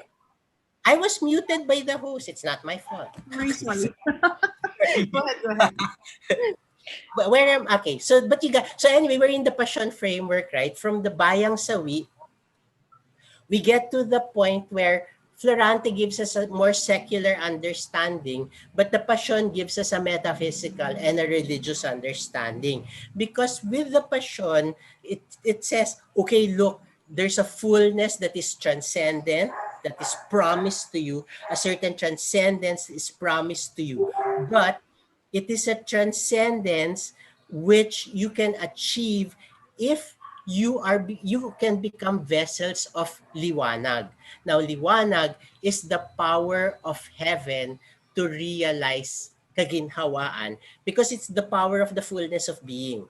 Okay, so there's this shift now, or there's this development now where Filipinos understand that yes, in order to achieve a good society, we have to become vessels of liwanag, because the world, which is finite and full of suffering, can only realize its kaginhawaan if the liwanag of heaven, which is power, which is truth, which is light, but which is basically, I would just to make it simpler lang, I would translate it as the power of the fullness of being, the fullness of being. So that's what was added to the Philippine imagination of a good society, that there is a way to realize a good society in this world, but we have to be vessels of liwanag,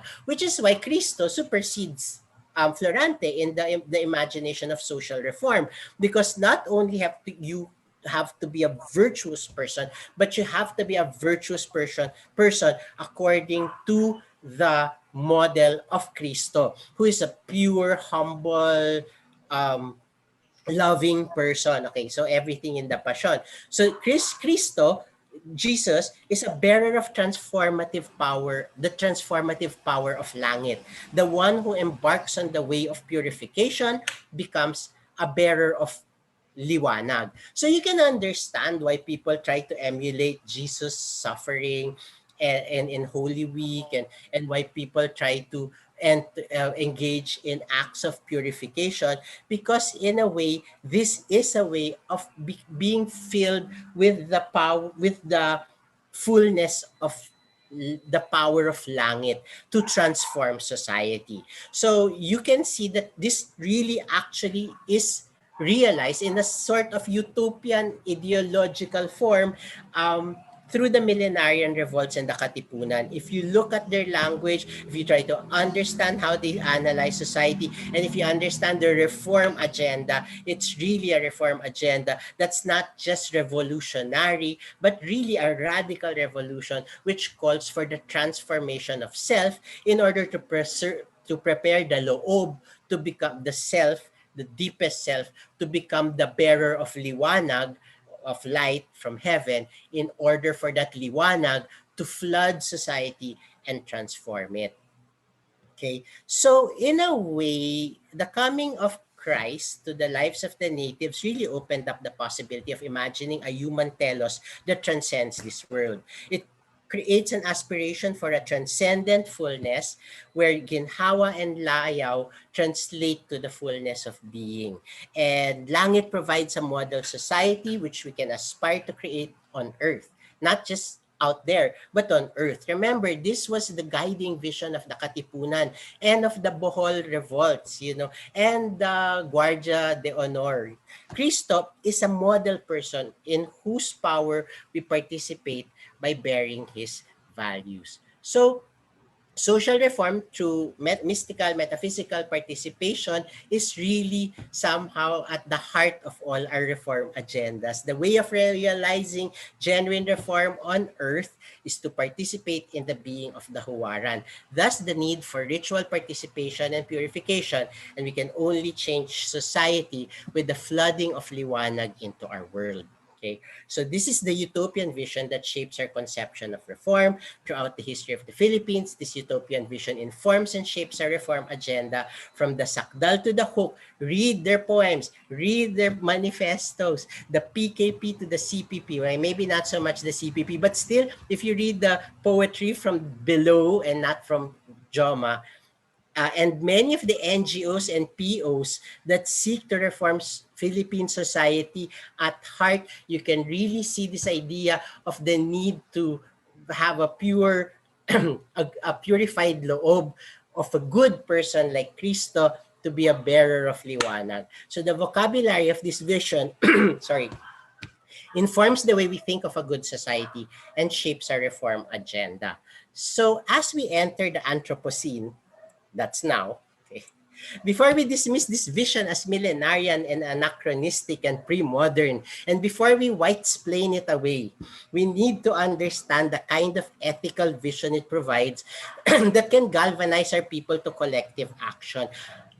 As much as we think, whatever you think of Digong, in his crazy way, I think he was able to galvanize people because he has this kind of thing. Sure, he talks dirty, but he talks the dirty of a person who might be a bearer of liwanag because he probably talks the truth to people. I don't know.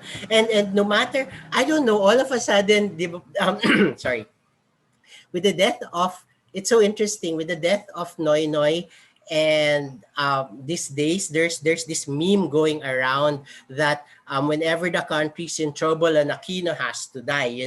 And if you really think about it, how good were the Aquinos as presidents, and how good was the reform agenda? Was it really genuinely pro-poor, and could have it brought us to a just society? Doesn't matter, because in the end, they bore this kind of, well, of course it matters. But I mean, in the popular imagination, they seem to have borne this agenda of bearers of liwanag. So, my point here in trying to understand this is, first of all, I think philosophically, on a metaphysical and ethical level, there's really so much to draw from the vision of a good society as it emerged in Philippine society, or at least in the Katagalugan. But also, I think it can, if we really understand how to translate this ethical social vision into institutional and democratic reform, instead of just saying, oh no, in order to become a developed society, we have to westernize,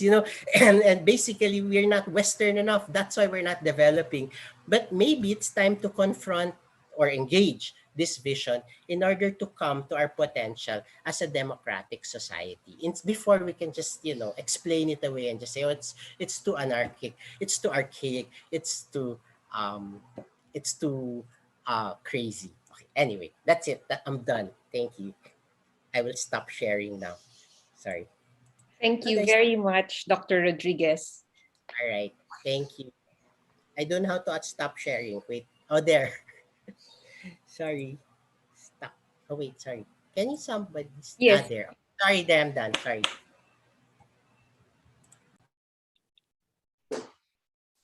Okay, our next speaker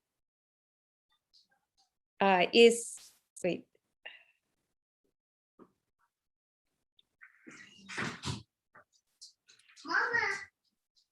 Hi, Noel. I'm back.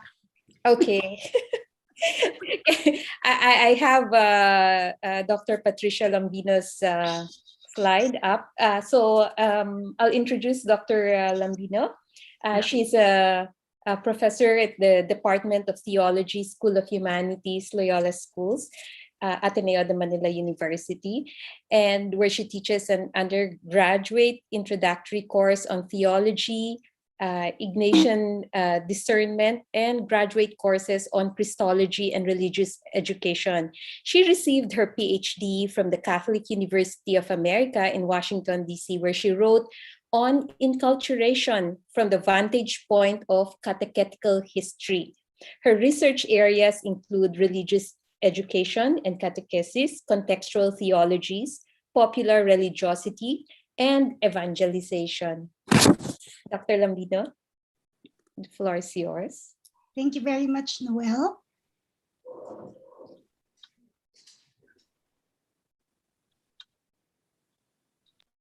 I just want to check that you can see my screen. We can see it. All right. You might have seen things I didn't need to share. All right. Good afternoon, everyone. We're here to ponder legacies of the encounter with Spain and Catholicism. And one legacy is the fact that we have to be asking this question.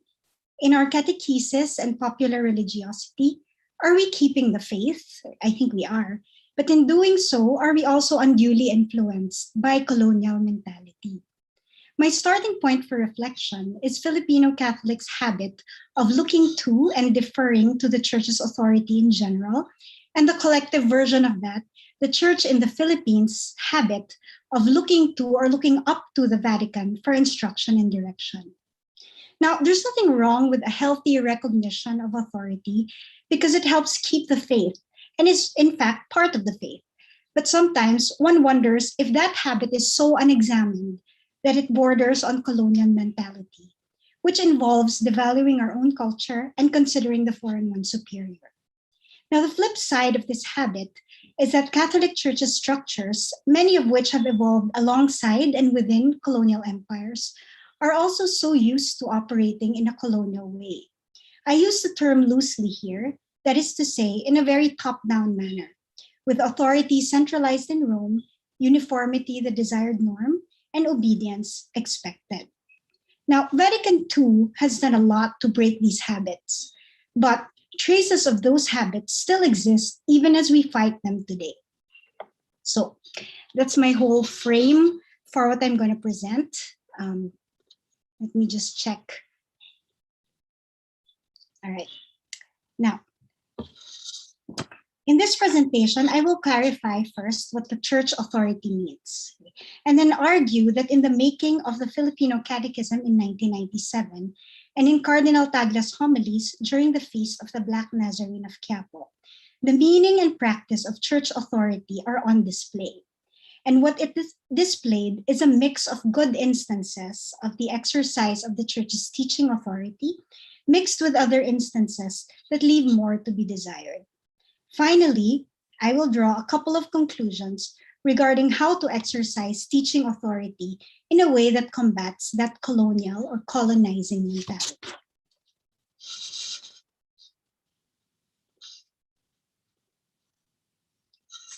So, two kinds of church authority to start. According to British theologian Bernard Huss, the church has two forms of authority, the authority to govern and the authority to teach. Now let's define the first one. Okay? The authority to govern has come to be understood as a power delegated to some to oversee, and as such, it belongs properly and fully to the episcopate. The power to govern is understood as a service or diaconia to one another in a well-defined jurisdiction.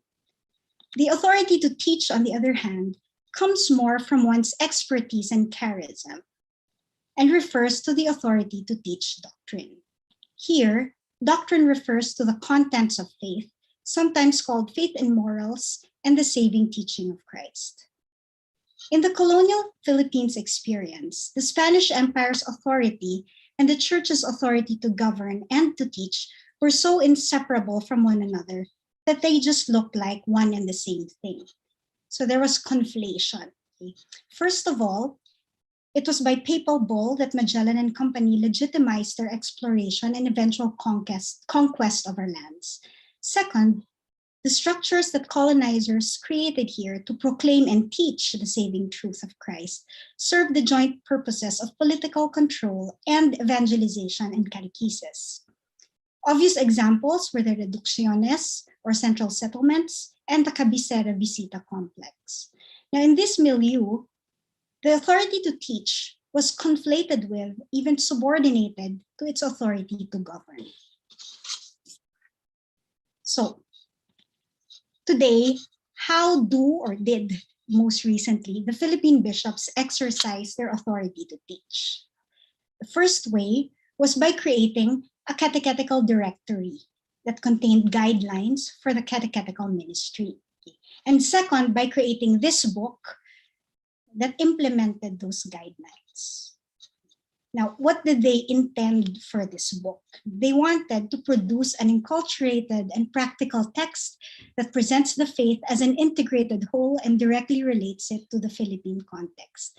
Now, in the preliminary pages of this catechism, a big deal is made here, the connection between the Doctrina Christiana and the present Catechism for Filipino Catholics, sort of emphasizing continuity of the faith.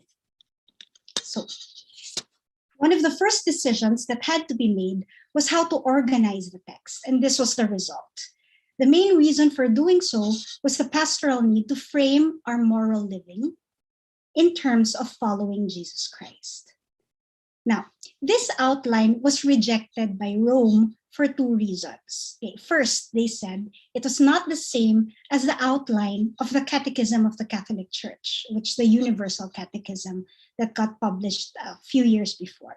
And second, it allegedly divided the articles of the Creed into two sections, here and here. And in response, our bishops argued, okay, every order or sequence has its limitations. And I quote, okay, number one, this sequence uses the creed to structure the entire work. And second, this structure integrates morality with the commandments and sacraments and prayer with the Holy Spirit and the Church in part 3. Third, the sacraments are placed where the creed itself assigns them. And fourth, if the concern is separating articles of the creed, then the Universal Catechism also separates its treatment of the sacraments from prayer.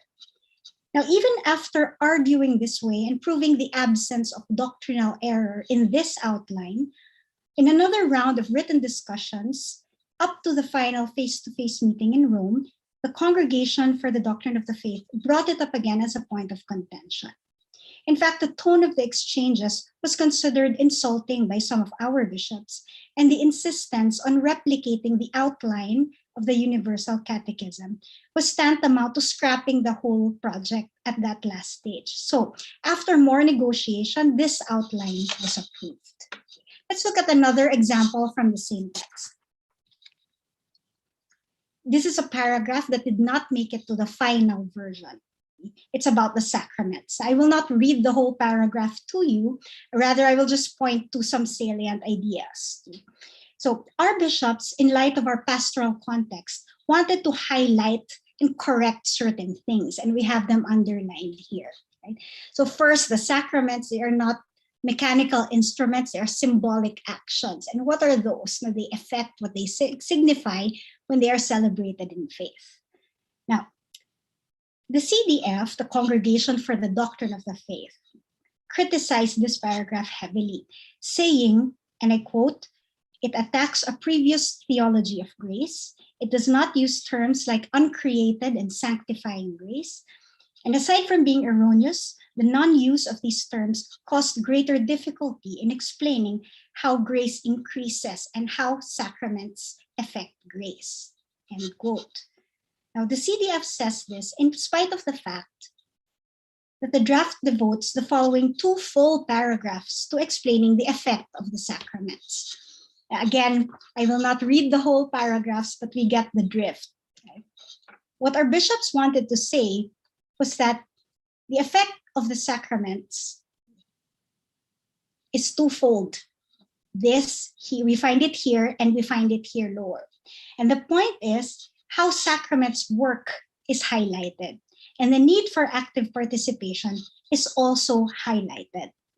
But Rome still said this focuses too little on God and it doesn't use the terms that we had already recommended to you earlier. Now, what does the back and forth, what does that negotiation reveal? I think a difference in priorities. On the side of the Philippine bishops and the editorial team that drafted this, the main priority was directly relating the faith to the catechist's work and what they typically encounter in the Philippine pastoral context. Hence, they downplayed the use of abstract, albeit traditional categories. On the side of Rome, the priority was in communicating the integrity of the faith's objective truths by emphasizing continuity, uniformity.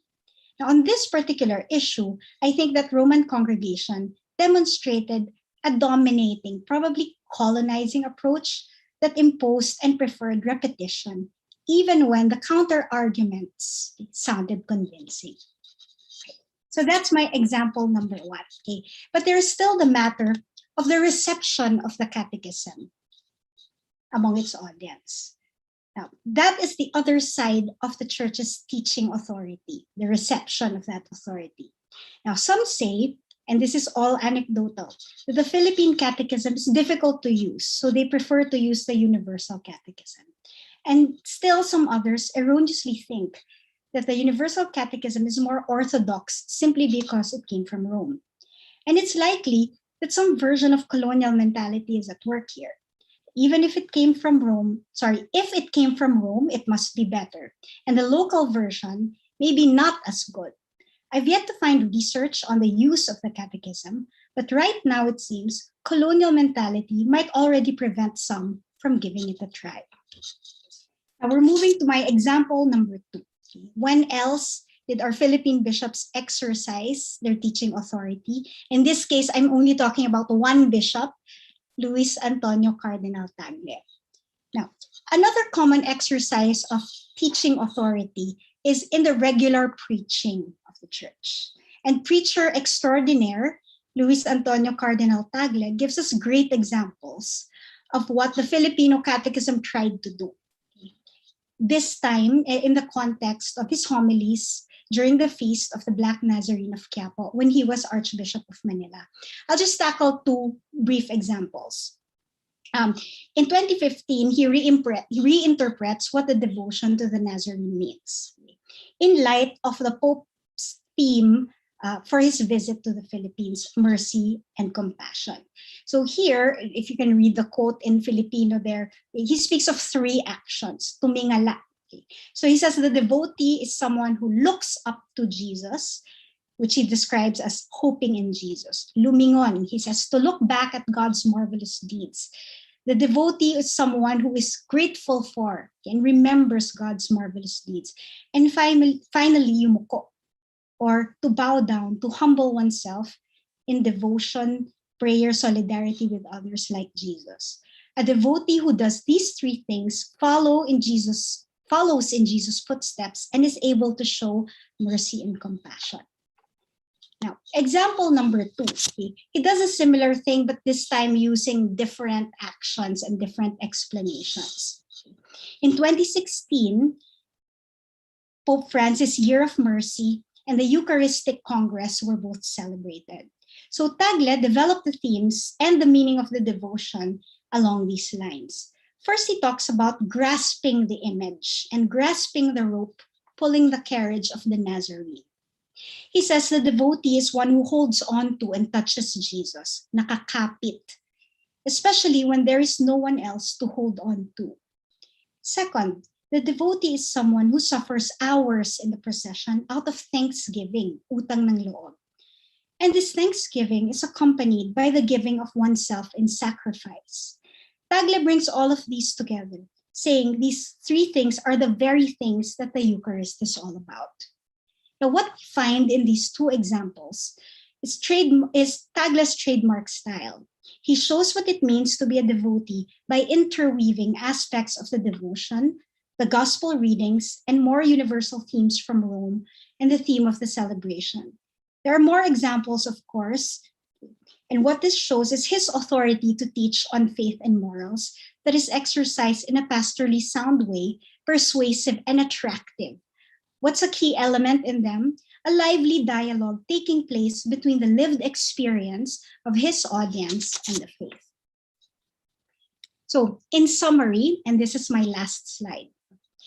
In our first example, we find that our local bishops and editorial team were fighting tooth and nail for their chosen way of teaching, given their understanding of on-the-ground realities.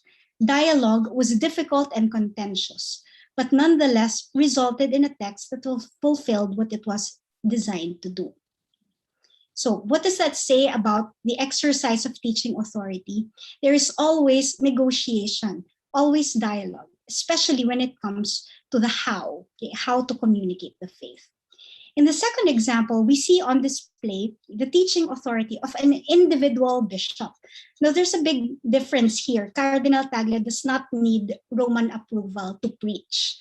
Right? So I'm not claiming that these two exercises are equivalent. Okay? But what his homilies show is how a dialogical style and rootedness in the audience's faith experiences could result in a text faithful to the deposit of faith and the lived experiences of his devotees at the same time. He is a credible teacher because his teaching is not just consistent with the church's common teaching, but also rings true for his followers. So these two examples highlight the importance of some new proposals in theology today. And for our purposes, they will help combat a colonizing approach in the exercise of the church's teaching authority. The first is to highlight the role of the Spirit at work in the community's sense of faith. And the call is constantly to listen to that faith. Secondly, to place the church's authority to govern in proper perspective, which is what theologian Nicholas Lash argues. If the church is primarily a community that teaches, lives, and celebrates the saving message of Christ, then governing ought to be understood as in the service of that. Thank you.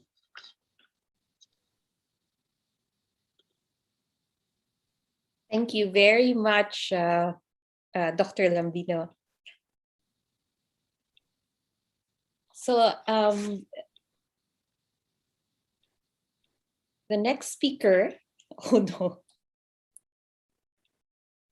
sorry. The next speaker is Father Dakanay. And Father Dakanay teaches at the Department of Theology and is judge at the Metropolitan Tribunal of the Archdiocese of Manila.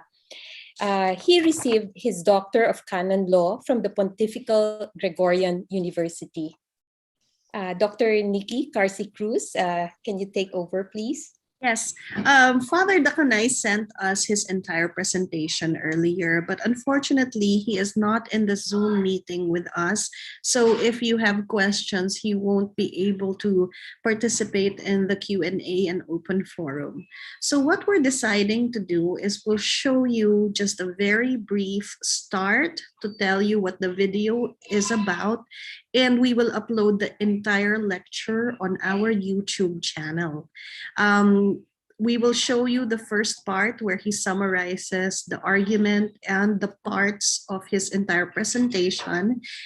And you may watch it at your own leisure. The first part that we will show will give you an idea of the contents of his work. But since he cannot answer if in case you have questions, we may not include him in our Q&A. So is that okay? You know, if that's okay with everybody, we'll just show the first 2 minutes where he introduces his video, and then we will post it on YouTube in its entirety. Vince, can you show the video? Of Aglipayan, the question of the Aglipayan baptism is related to the Aglipayan church and the schism in the Philippine church in the early 20th century.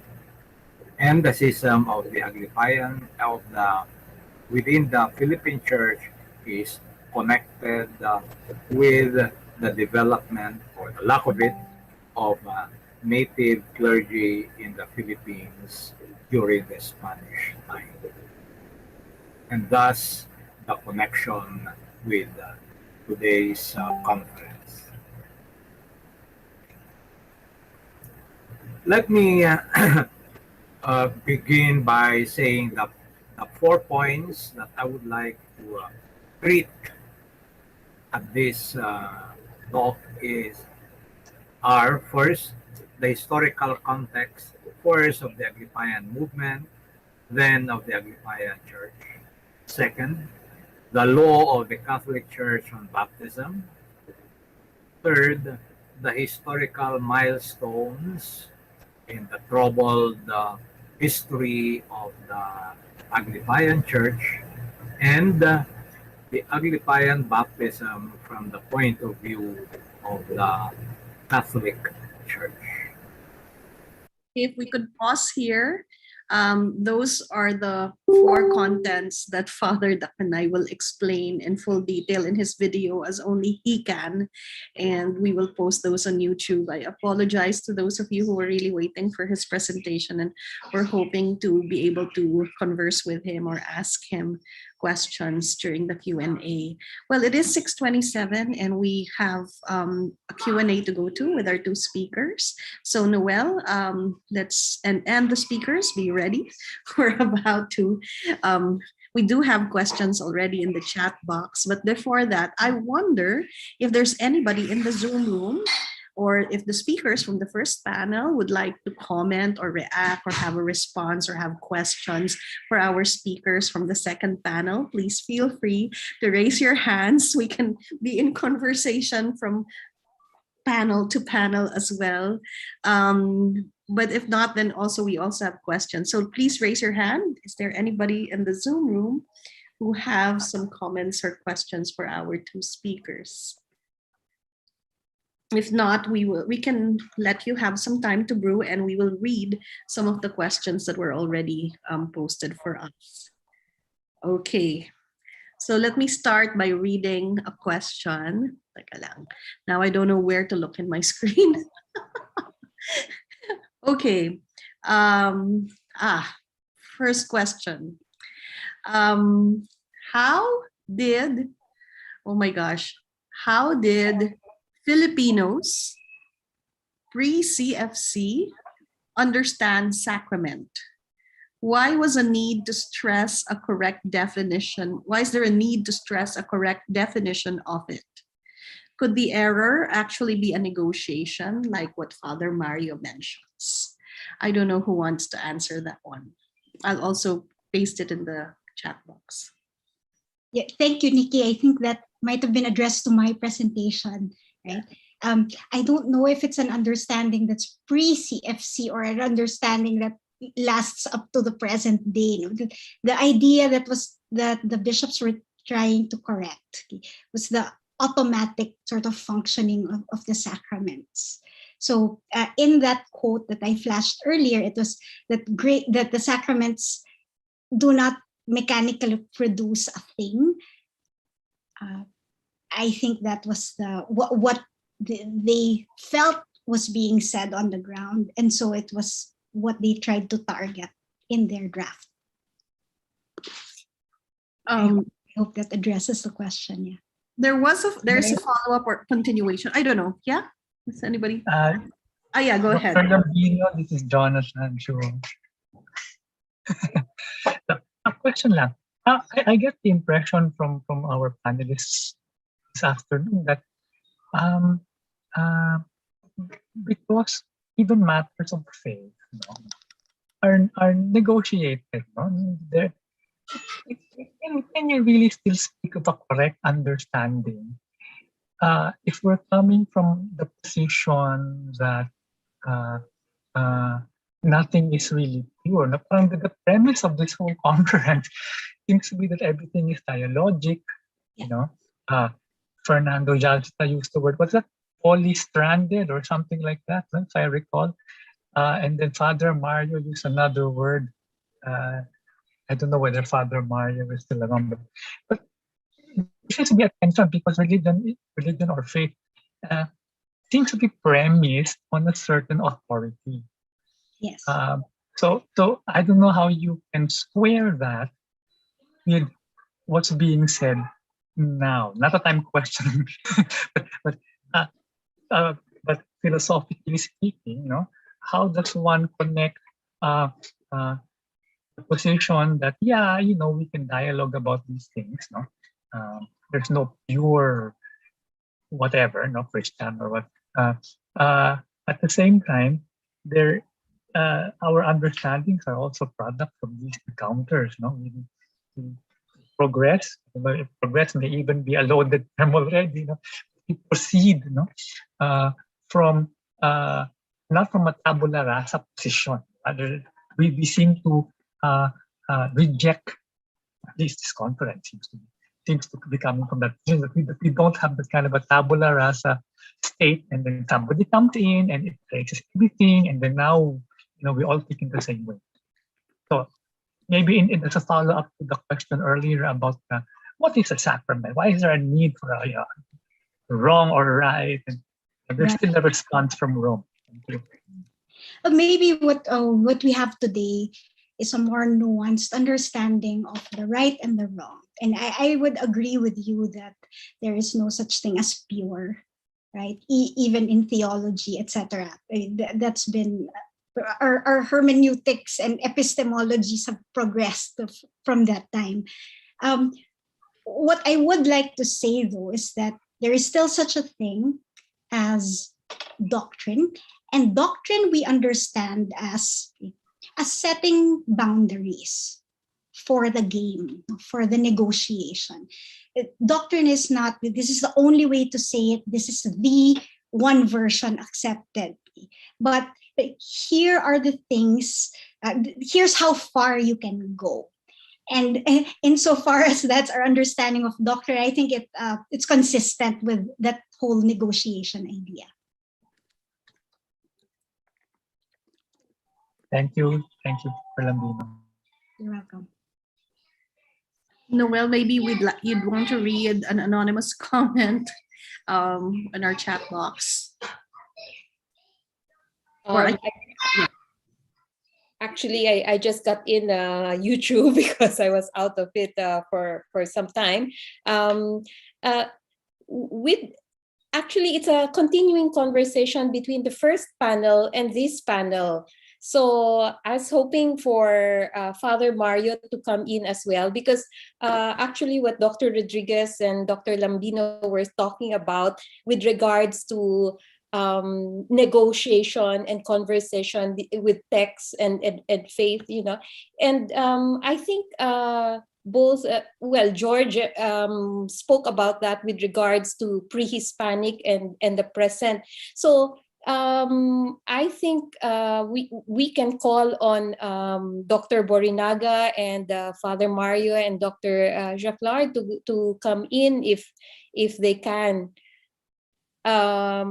especially with regards to the pre-Hispanic and the now, right? That were discussed earlier, and the negotiation in terms of text that was taking place. Dr. Borinaga? Yes, ma'am. In terms of the talk of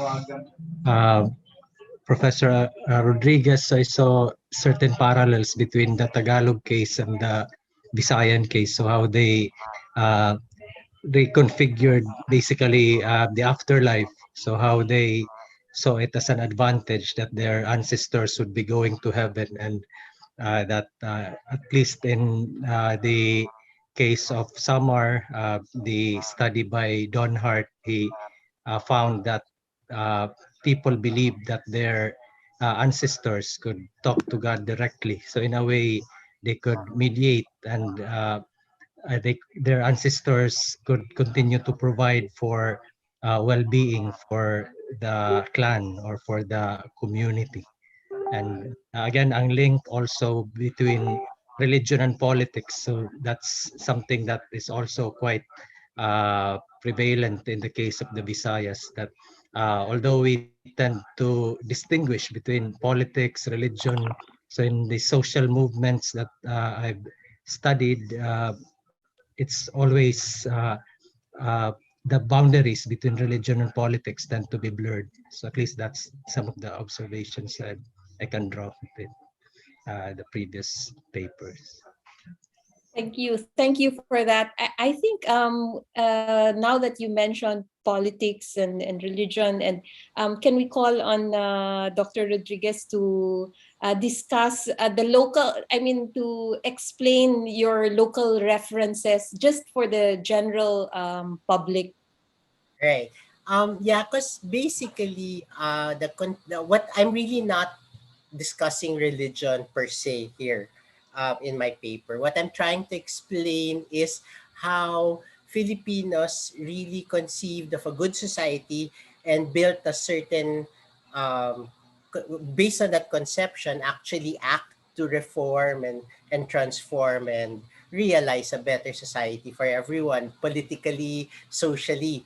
But as you can see, as Dr. Borinago pointed out, you can never separate the religious and the metaphysical from the political and the sociological perspective. So, yeah, just to clarify the imagery here, the basic idea here is that Filipinos okay, sorry, generalizing, but based on the texts of Tagalog literature and the manifestos I've seen, from the all the way from the Passion to the Katipunan, all even up to the communist, the various socialist and communist movements, up to, I would say, if you dig up NGO manifestos and people's organizations manifestos today, at heart, Filipinos seek kaginhawaan. Really, it's basically a desire for building a society that is maginhawa, which basically means a society where people are content, not marangya, which is wealthy, or so it's not really concerned so much with accumulation of wealth and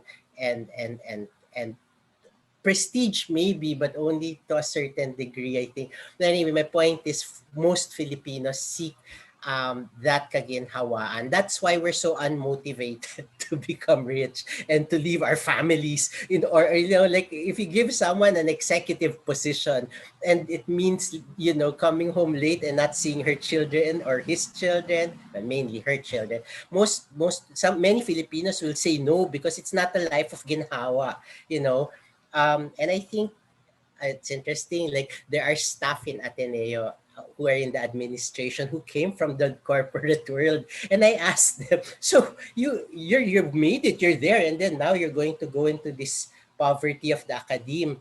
And they're like, yeah, but it's a better life. I can see my children. Basically, that's what ginhawa somehow represents. But in their idea, the reason why we cannot achieve ginhawa for most people is because there's a kind of person who certain persons who establish systems of greed and corruption and exploitation, and their understanding of transforming that world really has to do with being able to tap into truth and light, really literally tapping into truth and light as metaphysical fullness. It's a kind of metaphysical fullness that flows through the loob of a person of purity and virtue, and that light and pureness can flood society in such a way that even the structures are transformed. It's really in the imagination, and that's why I think everyone is all of a sudden so sad. For instance, that President Noy Aquino died when I'm not sure. For instance, I don't know how many. If he was really that good for the poor, um, I'm not saying he wasn't, okay, but I'm just saying I'm not sure. But everyone seems to like, yeah, look at that. Another Aquina died to save us. And he was such a good man. Di ba, the way they're talking about him, he's like a vessel of liwanag. That's basically what they're talking. So yeah, that I think is the imagination that's going on there. Okay, and Noel, in our chat box, it's not a question, just a comment. Nick Joaquin suggests that the Santo Niño, or the image of the child Jesus, was an idol that replaced other idols. In one view, when the Spanish returned in 1565, they found the locals venerating the image of the Santo Niño despite the absence of the Spanish. Southeast Asian notions of power conceive of it as a spiritual substance that can be concentrated in objects or individuals, and the images, whether the Santo Niño of Cebu or the image of the Nazareno, are imbued with this power that goes beyond Christian meanings, but also pre-Christian ones. There is no question. But if you want to comment, okay, yeah. Do you have any response to that comment? Or I want to give, yeah, go ahead.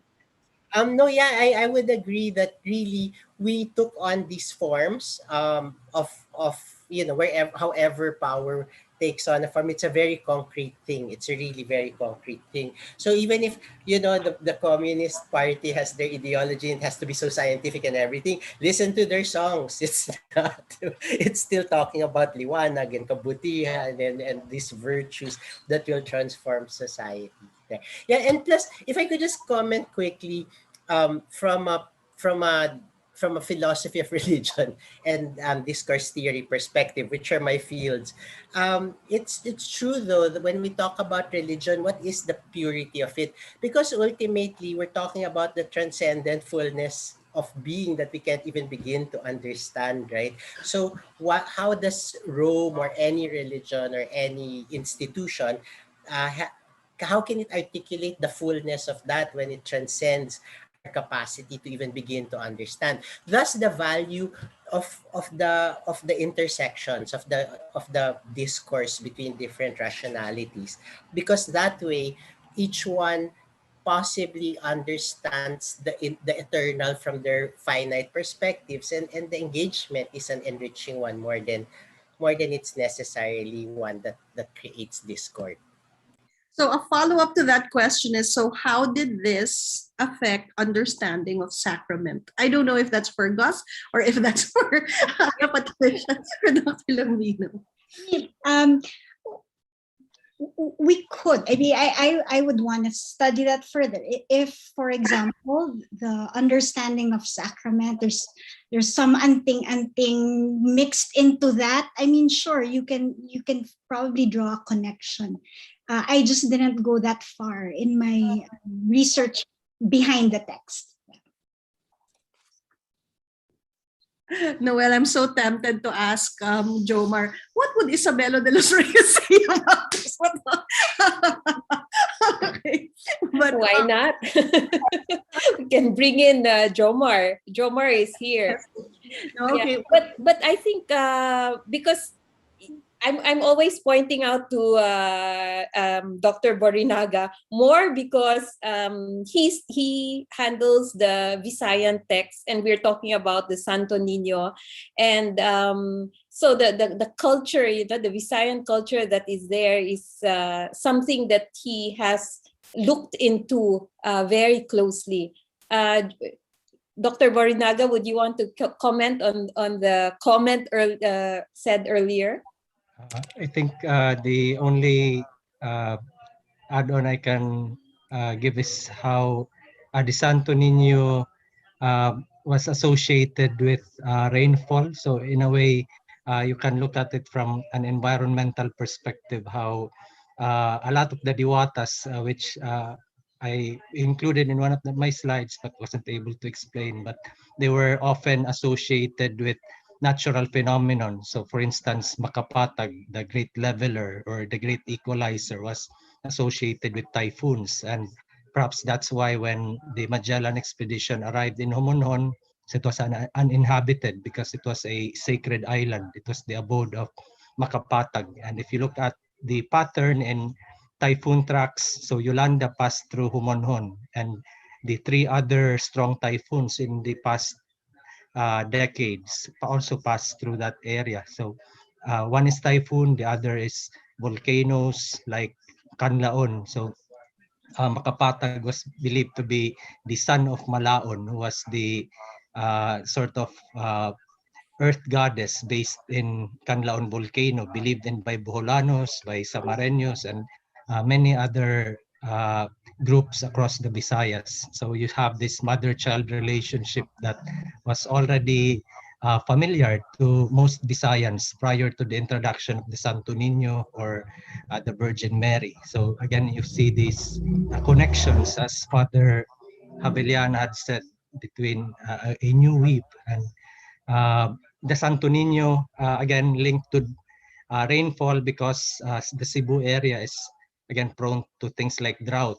So you can see that the arrival or the accidental introduction of the Santo Niño to Cebu was, it became possible to integrate the Santo Niño into the local culture because of things like the Santo Niño being associated with rainfall or with the provision of life-giving, kaginhawaan-giving powers.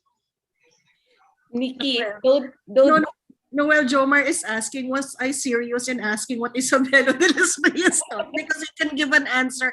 I'm so sorry, we are threading panels together. But Jomar, if you would want to say what Isabelo thought, by all means, please go ahead. Hi, thank you, Nikki, for the question.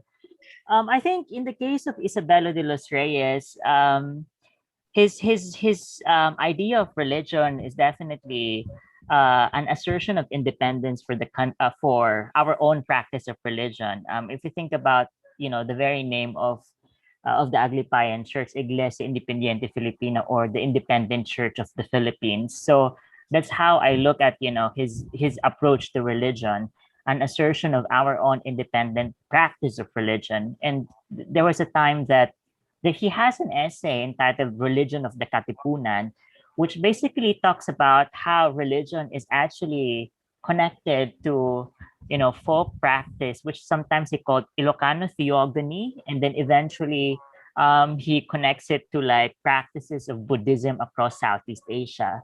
So he's trying to draw a kind of parallelism, because for him, at the heart of any religious practice is the reign of what he called the reign of the supreme good. That's the foundation of any religious practice for De Los Reyes. So I think that's something that I can perhaps share in this conversation, that in the case of De Los Reyes, it seems that he's not so interested in some of the institutional perhaps metaphors of Roman Catholicism. Rather, he wants to expand it into a kind of a moral economy, since he's looking also religion in terms of like the practices of the folk, the labor history.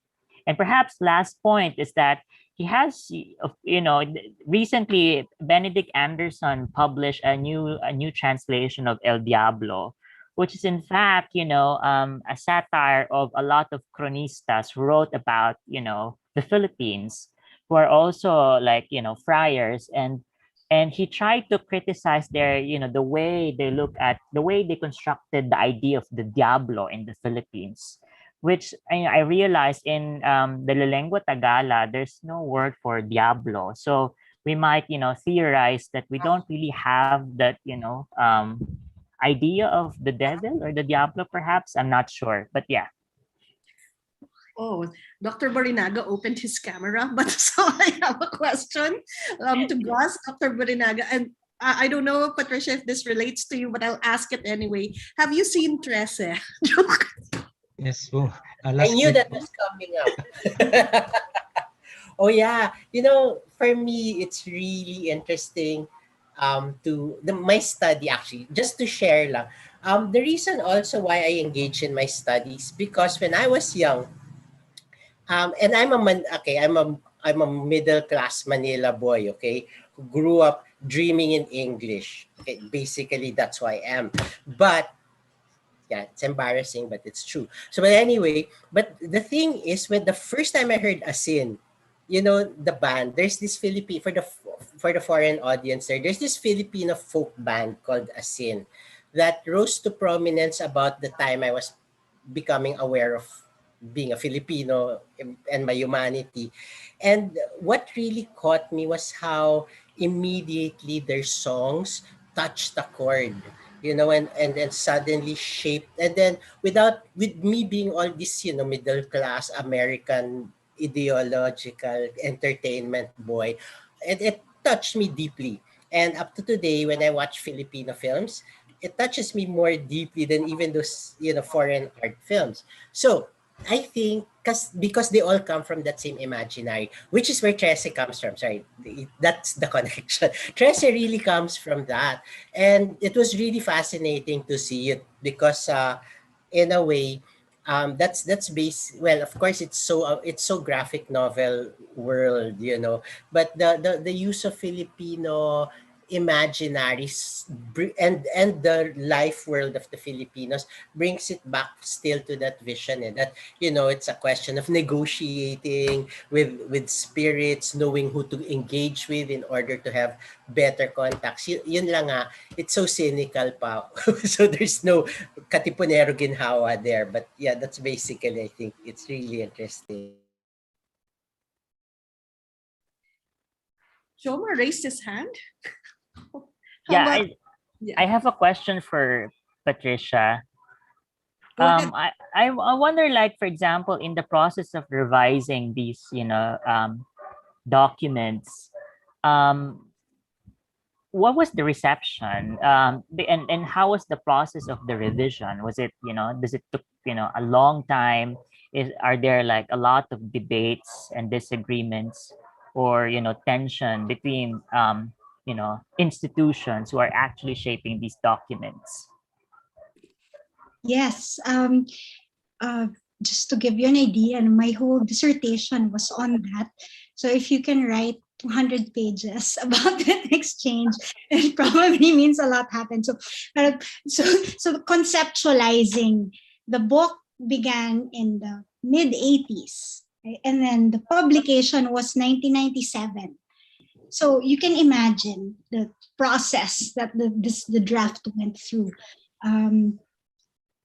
I don't want to get into too much detail, but by reception, I'm guessing you mean on our side, like the Filipinos, or do you Yes, mean? yes. Yeah. Do you mean reception among the audience intended?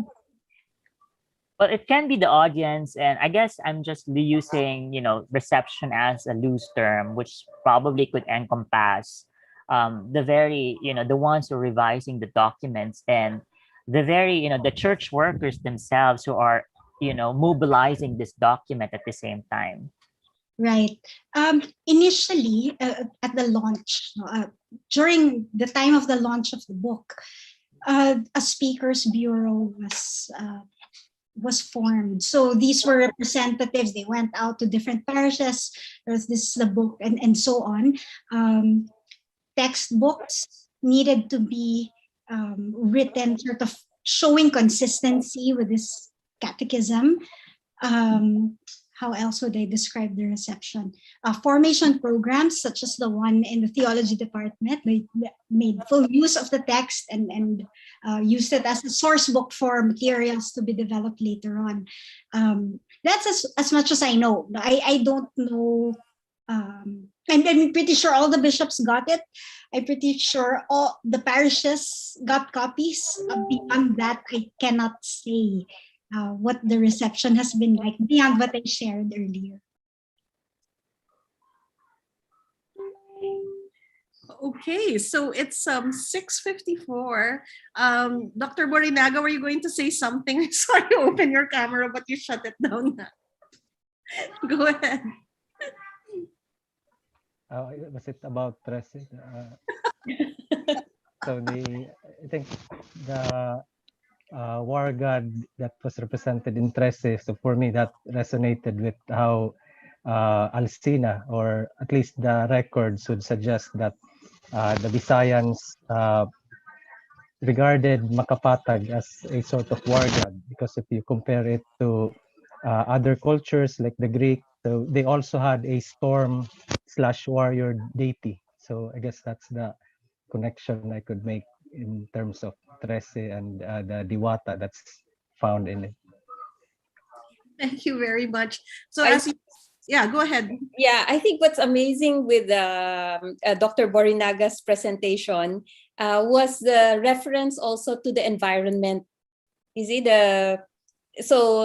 With regards to culture, as reference to as well all the typhoons, and even Alcina, describes that all throughout in his text, how there's a whole community that was wiped out, and I'm saying, oh, this happened then, and it happens also as well till now. But the point that he made of how environment reflects on culture and on faith, and how it's all interconnected, I think is just wonderful. It gives a different perspective. So thank you for that as well.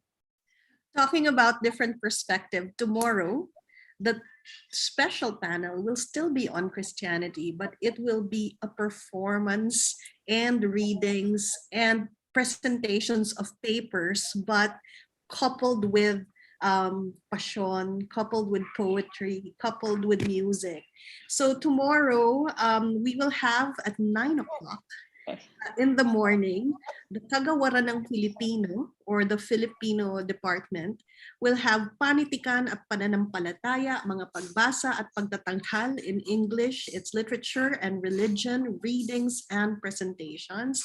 And we invite everybody. I apologize to the Europeans. I know this timing is really not going to work unless you wake up in the wee hours of the morning. But this will be delivered in the Filipino language, and it will also be posted on YouTube afterwards. And we invite everybody to attend this event. That is all we have time for today. We would like to thank all our speakers from the two panels that we had. 3 hours went by very fast. We'd like to thank also everybody who attended and people on social media who asked questions. And Noel, thank you for co-moderating, and for all the people who assist us in the support team, in the Zoom team, in the Facebook team. Thank you, everybody. And that's Contacts and Continuities for today. Goodbye, and see you tomorrow and our next events. See you. Thank you.